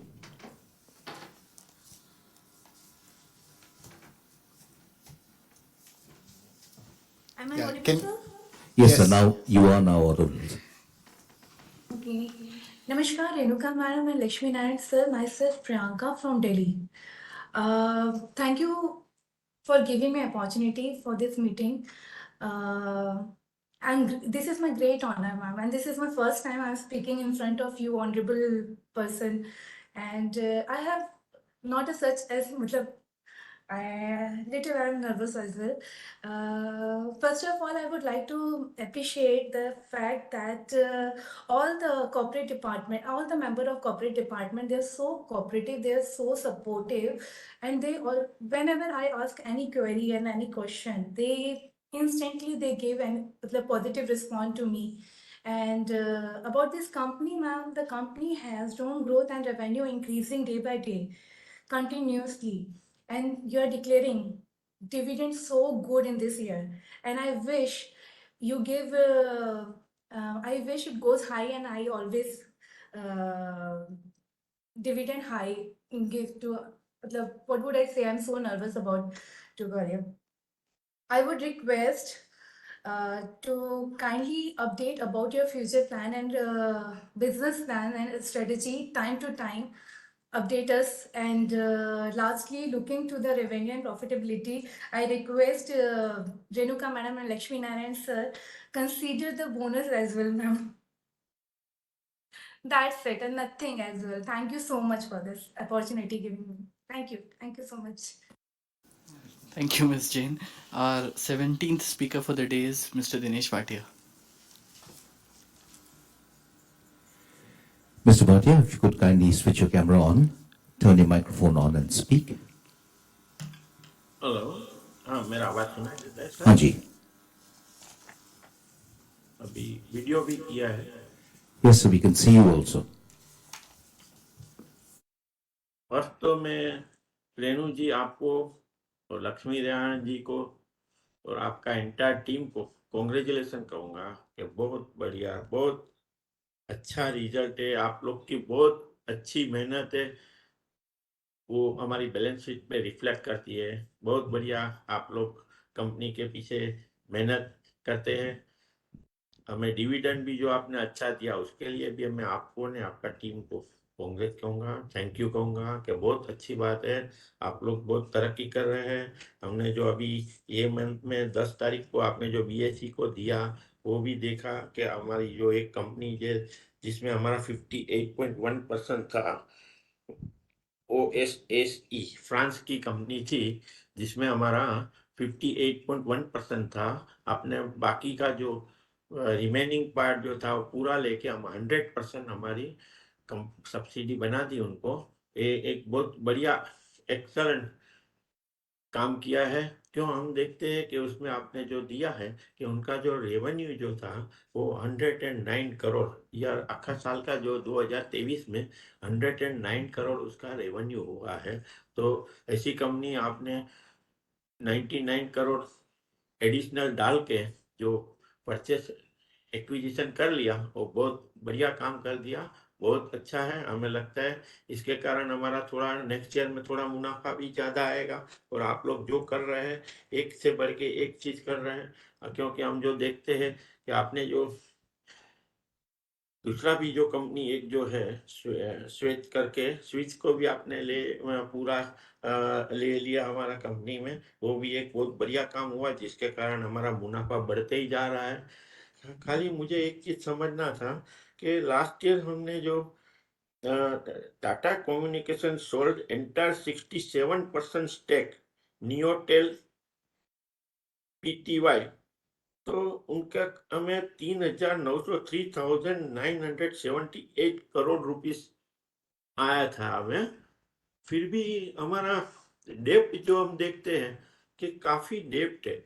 और दूसरा हम ये देखते हैं कि हमारा जो डेप्ट जो कंसोलिडेटेड में देखेंगे 306 पेज पे, तो नॉन करंट बोरोइंग का हम जब तक हमारा सोच है कि नॉन करंट का इंटरेस्ट रेट कम रहता है, वो आपने 5,990 करोड़ से 5,000 करोड़ किया, 900 करोड़ कम हुआ।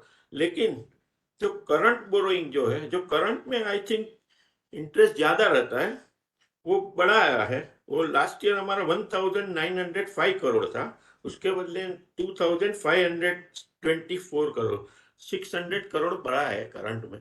तो ये थोड़ा उसके बारे में जानकारी देंगे कि आप नॉन करंट कम करके करंट में बोरोइंग में क्यों, कि जिसका इंटरेस्ट रेट आई थिंक ज्यादा रहता है। बाकी तो हम देखते हैं कि आप लोग ने बहुत बढ़िया तरक्की, बहुत हमारी जो कंपनी जो है, जो लास्ट ईयर से हमारा मुनाफा भी काफी अच्छा हुआ है। जो कंसोलिडेटेड में लास्ट ईयर हमारा 10 रुपए के शेयर के सामने 51.99 रुपीज था अर्निंग। ये साल में हमारा अर्निंग जो है, अर्निंग पर शेयर 10 रुपये के शेयर के पीछे हमने 63 रुपीज कमाया अर्निंग है। वो बहुत अच्छी अच्छी चीज है। मेरे आगे भी एक स्पीकर ने कहा, ऐसा मैं भी आपको एक सजेस्ट करता हूँ, अगला हमारा मीटिंग जो हो है उसमें अगर आप हमारा शेयर जो है 10 रुपये का स्प्लिट क्यों नहीं करते, स्प्लिट करने की कृपा करें। क्योंकि आज हम मार्केट में आप देखेंगे हमारा शेयर जो है टुडे मार्केट में 10 रुपीज का शेयर 1,609 रुपीज में कोट हो रहा है, जो एक अच्छी। अगर आप जो स्प्लिट करेंगे हमारा शेयर को, तो हमारा बैलेंस शीट पे सर कोई भी रिफ्लेक्शन नहीं पड़ेगा। मैं आपको बोनस के लिए नहीं बोलता हूँ, क्योंकि बोनस देने से हमारा बैलेंस शीट पे काफी रिफ्लेक्शन होता है। पर ये अगर आप स्प्लिट करेंगे तो हमारा शेयर की संख्या बढ़ेगी और हमें जो है शेयर होल्डर को मिनी बोनस जैसा हो जाएगा। तो अगर हो सके तो आप ये स्प्लिट करेंगे, एक तो संख्या बढ़ेगी तो मार्केट में वॉल्यूम भी बढ़ेगा। जो 1,600 का शेयर कम लोग लेते हैं, अगर वही चीज आप 2 रुपये का शेयर कर दिया तो 400 रुपये में मिलेगा, 400-500 के अंदर हो जाएगा, तो लोगों को परचेस बाइंग कैपेसिटी बढ़ जाएंगी। तो हो सके तो आप नेक्स्ट आपका मीटिंग में ये एक स्प्लिट का सजेशन रखिए। हर सभी डायरेक्टर लोग अभी बैठे हैं, तो मैं आप सभी को कि आप रिफ्रेश करा के ये चीज का कुछ कीजिए। और बाकी तो मैं देखता हूँ आपका सेक्रेटरियल डिपार्टमेंट भी बहुत बढ़िया है। हमें अगला दिन भी रिफ्रेश किया कि आपको लिंक मिल गया।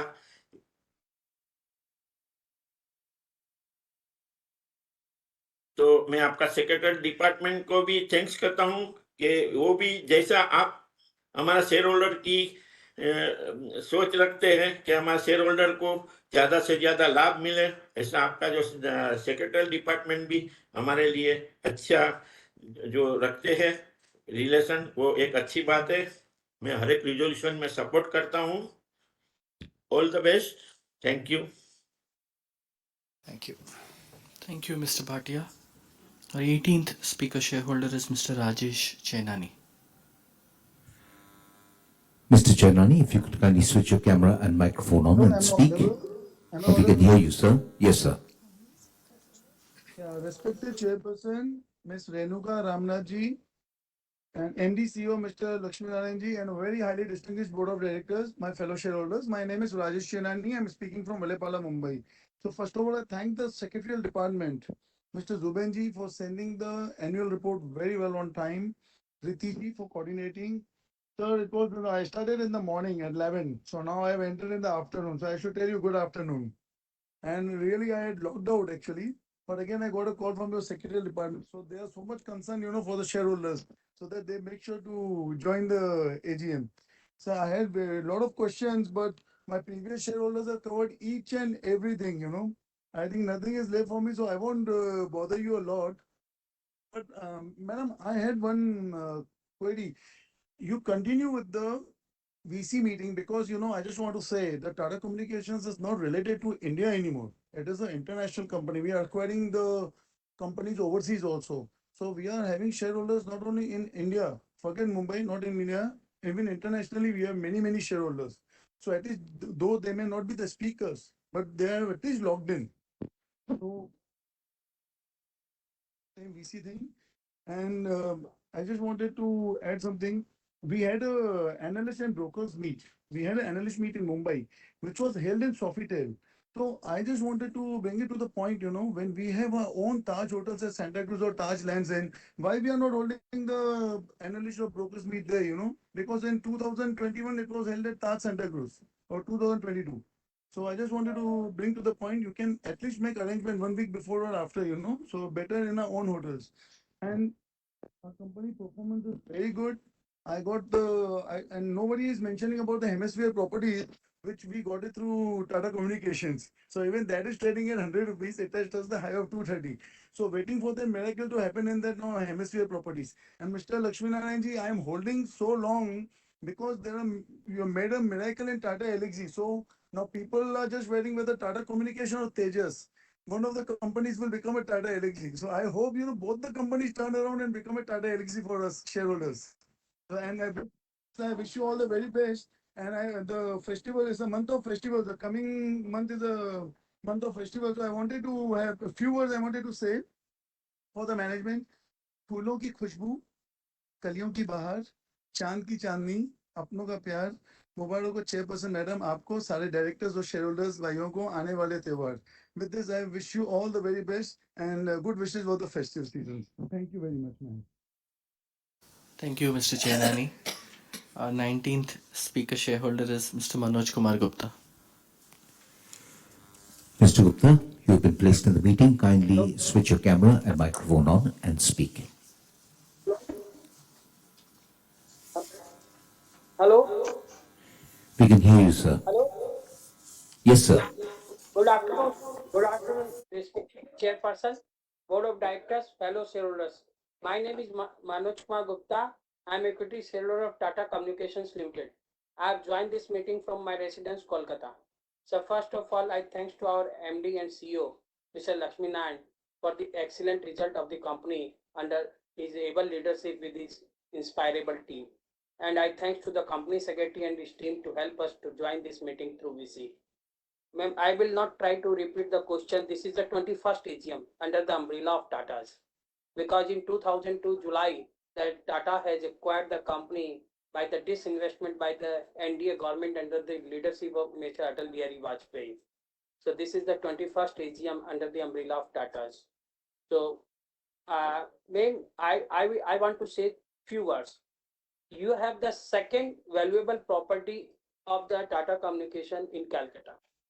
If Tata Communication property, if you will go, the Tata Communication hold the valuable and assets in Calcutta, but there is no proper maintenance of that assets. So if Mr. Lakshmi Narayan is listening my views carefully, then I request Mr. Lakshmi Narayan, MD and CEO, just expend 5 crore, 2 crore to 5 crore rupees to maintenance and repair of that properties and flats. If you will go through the bypass near to Pardushan Bhavan, you will get a exclusive property of BSNL, earlier Videsh Sanchar, now Tata Communication. That's a very valuable assets of the company in the Eastern Metropolitan Bypass in Calcutta. If we will go through around 50 flats are there and one bungalow is there. Bungalow is maintained, but flats are not maintained. So try to expend some money to maintain that flats. In Alipur area, you have not maintained. So you have a lot of property in Calcutta. So try to maintain that property. Don't. I will not suggest you to dispose of, but I suggest you to ask your executive to give that flats to accommodate your executives. Those are working in the company by maintaining, by painting and decorating that flats in Calcutta. And CSR, you are doing a lot of work under the CSR. So do something work in the CSR in the Calcutta, because you hold several properties and the tower of Tata Communication in the Ultadanga Main Road, heart of the city. So you try to do something under the CSR to help in the education health system and near to your center. And I believe I salute to our group chairman emeritus Mr. Ratan Tata. Under his visionary and under his leadership, this company is acquired by the government in 2002. And what's your future plan? And have you any plan to reduce the number of subsidiaries by merging or by listing to subsidiaries? And I strongly support of your ESOP to 23 plan resolution, because I always believe that employees should be part and parcel of the company and employees should get the shares at a nominal value. So I believe that you will issue the shares to the employees at a nominal value, that they will be also a part of the company and they can feel proud that I'm also part of the company. And I congratulate to our MD and CEO to acquire the France company's balance stake in the company by acquiring the 42%. With this, I believe that company will more progress and develop and touch the new heights. I totally agree with the previous speaker that when the company will be the Tata Elxsi and other company under the leadership of Mr. Lakshmi Narayan, that we want to see this company will be developed. Then you think about to split and reward the shareholders when the company will come together, the Tata Elxsi. Thank you. Thank you, Mr. Gupta. Our last speaker shareholder for the day is Mr. Kirtisha. Mr. Shah, if you could kindly switch your microphone on, your camera as well, and speak. Hello. So we can hear you. Mr. Shah, please go ahead and speak.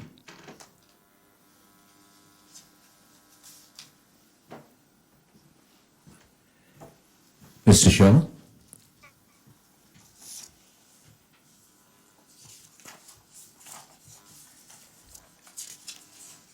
Mr. Kirti Shah, if you'd kindly switch your microphone on.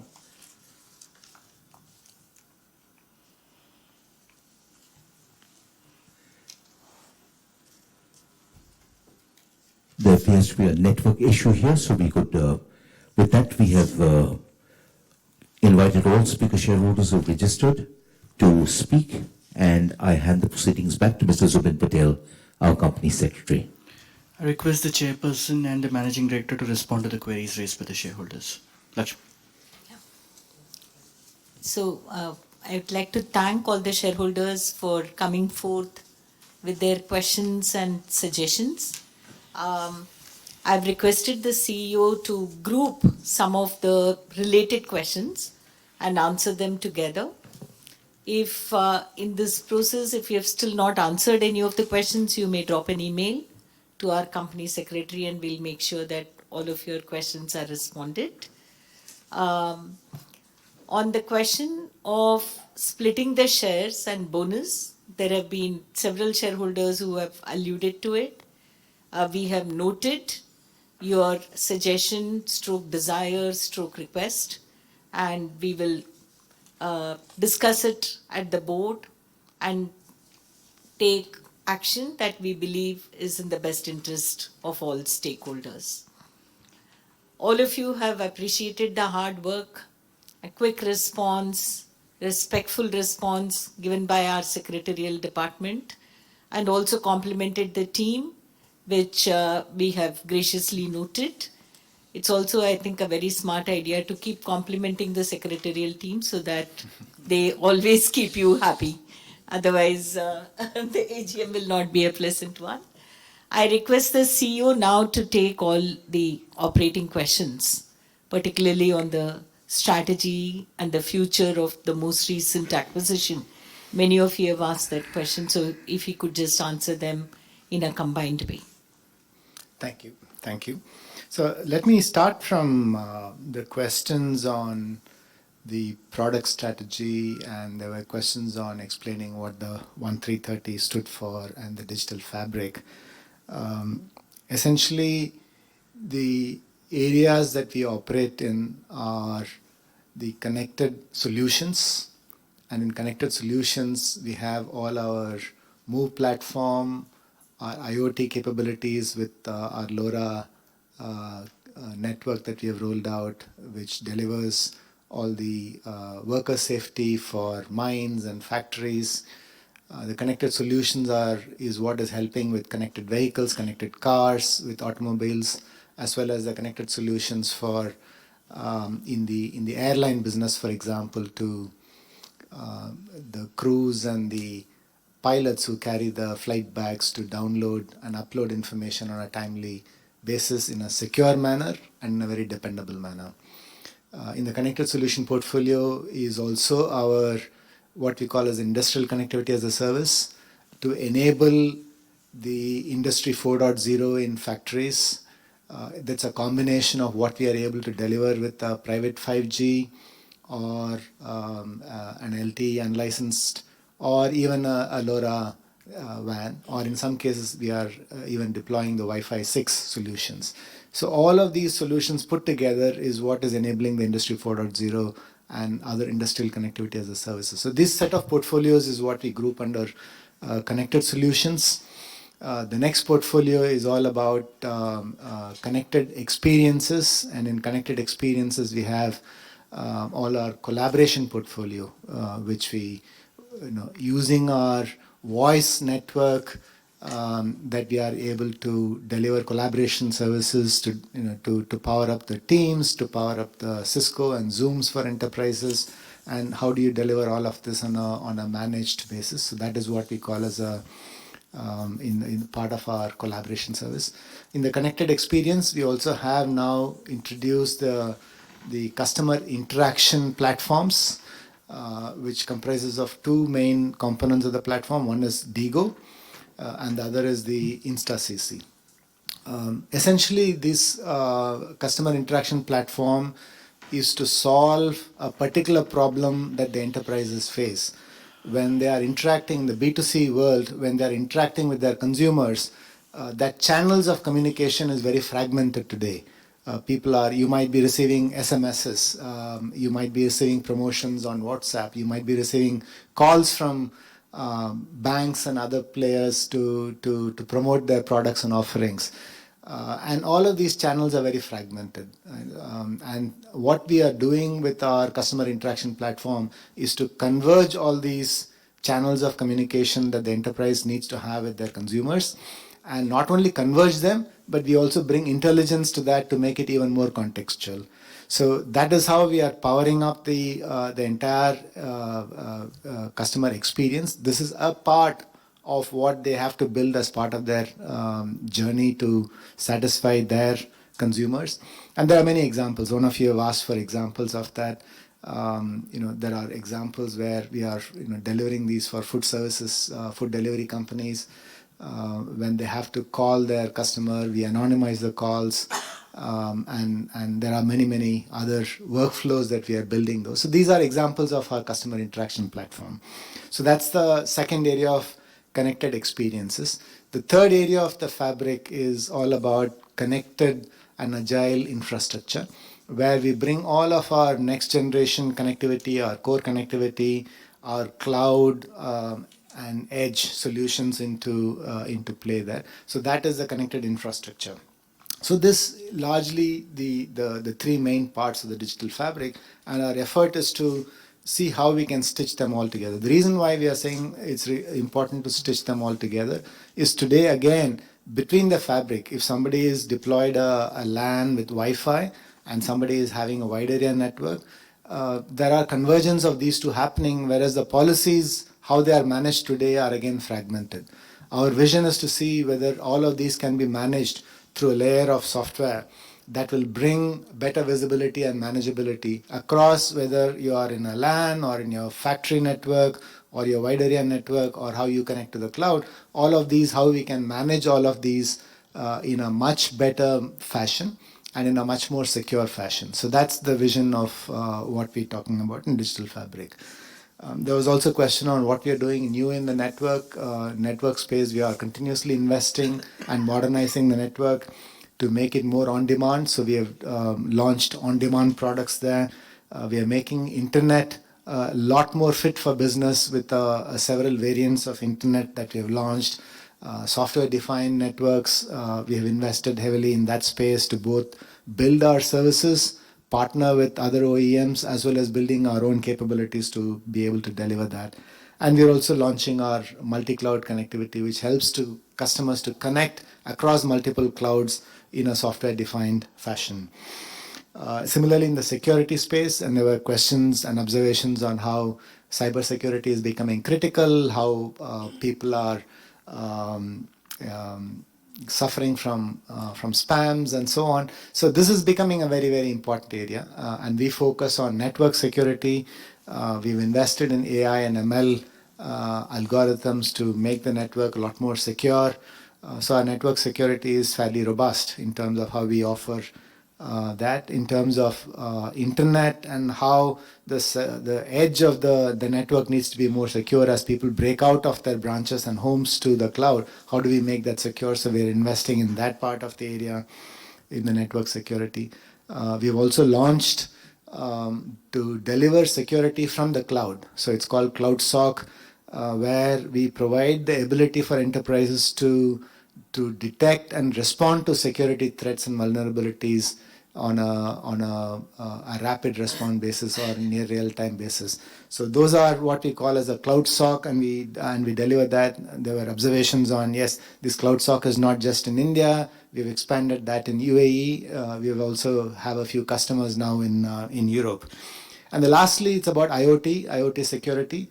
Along with Move, what we talked about as connected solutions, we are also making the IoT with our solutions a lot more secure.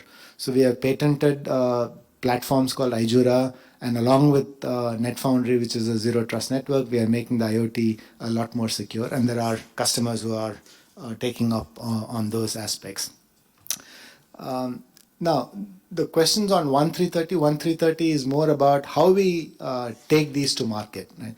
So previously, we take a long time to take something to the market. The 1330 brings a lot more agility. As we think about what products we want, we engage closely with the customer. So the stage one is really like a set of trial customers where we take this to those stage one customers, understand and learn from them. And then in the stage 3, we further harden the solutions, do the discovery on what pricing should be, how the promotion should be, and strengthen our own internal systems to be able to scale. And stage 30 is all about how do you scale these products once we've launched. So this is what we call as stage 1330. This is again in the early stages of introduction of these processes, to make ourselves agile. How do we get speed to market? And how do we scale things once we launch the market? So that's the essential principle of 1330. There were questions on the network side about satellites are coming, especially, what will the satellite communications, will it affect the undersea fiber and cable? The answer is no, the undersea fiber cable are very essential. Today, our cable systems that we run around the world carry a third of internet routes. So that's not something that is going to be substituted by satellites anytime soon. At the moment, the satellite use cases are largely for those use cases where either the fiber or cellular cannot reach. So those are the kind of use cases that satellite communications are addressing today. So these are from a broad range of questions on product strategy, the 1330, and the technology related questions. There were questions relating to acquisitions that we have announced recently, what the rationale for these acquisitions are, and how we are going about integrating them. The 3 acquisitions that we talked about are Switch, which we had acquired in December. We closed the deal in May this year, and that Switch integration is ongoing. There's been a lot of diligence pre-acquisition and post-acquisition, the teams are working on integrating the companies. I have visited personally the switch facilities in the US, met with all the management, done a lot of town halls. So the integration is still underway, and we are quite excited about the possibilities of what the two companies now coming together can achieve in the world of media. Similarly, Kalera that we have just announced, I mean, that is announced, and we expect the closure to happen in the next 6 to 9 months. And the rationale for, again, the Kalera acquisition is that with Digo, which we launched last year, we see tremendous potential. And what Kalera brings to the table is a mature platform that has been around for some time, carries a lot more of transactions than what Digo carries today. And they have solid presence in international markets, which with Digo, we have a good presence in India. We are expanding our presence in APAC, and we are, of course, beginning to knock the doors in Europe and other markets. But with Kalera, we bring these ready access and customers already established in these markets. So there is a strong synergy of both the platform, strong synergy in terms of the markets that we want to take. It brings scale, and that helps us to push forward our ambition to grow in that customer interaction platform a lot more robustly. Similarly, Oasis, I think the acquisition was done. We had invested in this company before, and now we have completed taking the other minority stakeholders and making it a full subsidiary. Now, again, Oasis is a very integral part of our connected solutions. They specialize in eSIM. Essentially, how do you make this whole thing more software-centric? So they launched the Cloud SIM and so on. So it's a very exciting new area. It complements very well with our move strategy. So overall, the acquisition rationale have been to make sure that we can strengthen our product portfolio. It brings market and region access, customer access. It gives us our ability to scale. And while, as some of you have pointed out, while there has been because of these acquisitions, some of these companies are not making profits today, and that therefore will pull down our margins immediately post-acquisition. But our efforts would be to turn these around, bring the synergies to play, so that all of these can contribute more positively to the margins of Tata Communications. And so these are broadly the large set of questions. On the going forward, how do we look at CapEx investments and other investments in the future? Our CapEx would be in a similar range that we have been calling out in the 250 to 300 million range in the next few years. A few years there will be some uptick, like whenever we have in the past invested in a new cable system, there will be an uptick, and that we will continue to do going forward as well, as and when there are opportunities in new cable systems that we will invest. But otherwise, the envelope of the CapEx investments in the next few years is expected to be in the similar range. Also, there are a lot of questions on working with Tata Group. Yes. Yeah. The questions on the working with the other group companies such as Tejas, Tata Teleservices, Nelco, Tata Alexei had been called out. We have strong relationships with all of them. Tejas is a provider of equipment to Tata Communications for quite a long time, and as they step into other areas, for example, with offerings in 5G, we have set up our 5G capabilities, and as and when they are available, there are synergies to be exploited there. Similarly, with Tata Teleservices, they operate in a very different segment, and we have relationship with them in the areas of voice. We applied for a VNO license, and they are providing those capabilities to Tata Communications. And similarly, they are taking some of our products to their segments of the market. So there are relationships between the two companies that we are synergizing to take to market while maintaining the arm's length relationship, because all of these companies are separate entities. And that same applies with other companies such as Tata Alexei, Nelco, and TCS and others within the group companies. Yeah.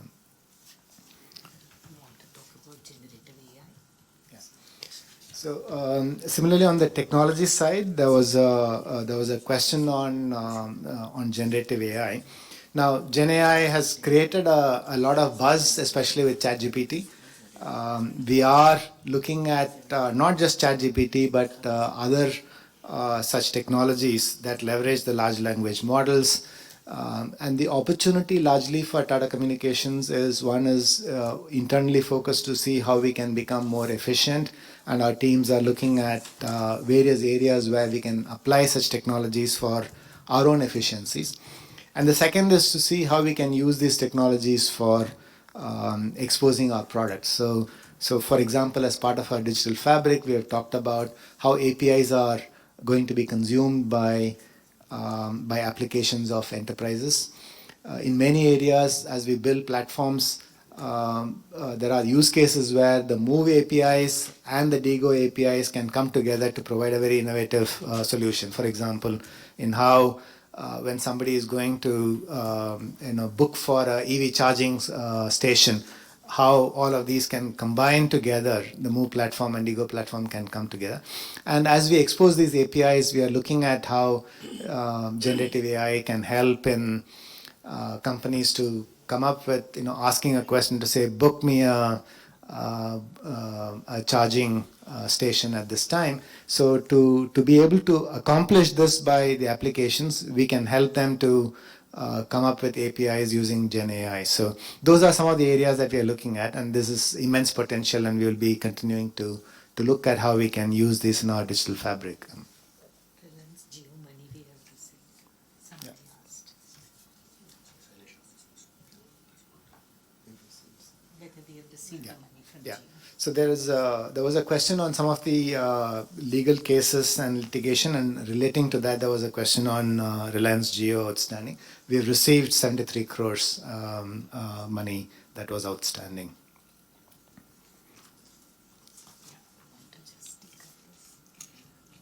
Yeah. So really, again, coming to the subsidiaries, there was a question on both Tata Communications Canada as well as NetFoundry. So TC Canada, there have been accumulated losses in some of our international entities, especially in Canada, as a result of the past acquisitions of Teleglobe and Tyco Global.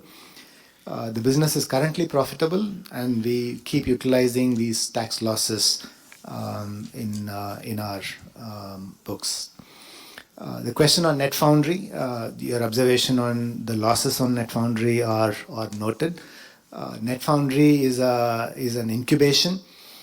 We are looking at several exciting use cases, which are zero trust network access, both in the IoT case as well as in the other enterprise use cases. And we will keep pivoting, and the challenge really is for this company to look at some of those use cases which can really scale within enterprises. We are winning new customers, but the challenge is just to scale them. We will carefully manage these, and we will have to allow that leeway for these companies to, in the early stages of incubation, to be able to develop the products, listen to the markets, and to be able to continuously pivot. And we will keep a close watch to see how we can turn this around.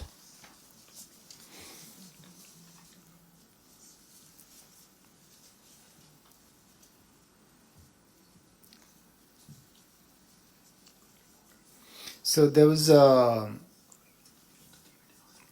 question from Mr. Majumdar on the matter of premature termination of exclusivity and why it's not heard in the court for many, many years.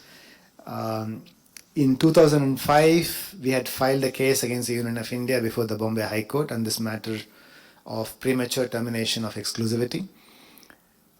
After Tata Communication, we did not receive the favorable order on a technical reason of jurisdiction in the single bench of Bombay High Court. An appeal has been filed in 2010 by Tata Communications before the division bench on this matter. While the appeal was admitted by the High Court, the reply of Department of Telecommunication representing the Union of India is not yet filed. Thus, the matter has not come up for hearing yet. Yeah. So that's the specific answer to that question. Yeah, and there was a question about the land and the real estates and what the strategy for monetization of these assets are. Now, we have formulated a fairly detailed strategy. Our land parcels are there in many places. The land usage for what it was given are also for varying different reasons. Some of the titles and the papers of all of them are also old, and we are one by one looking at them. So broadly, we have a strategy on how to go about all of these, and we are tackling all of these in a very systematic manner. And please be assured that there is a lot of diligence going into this aspect to see how we can and monetize it in a proper fashion.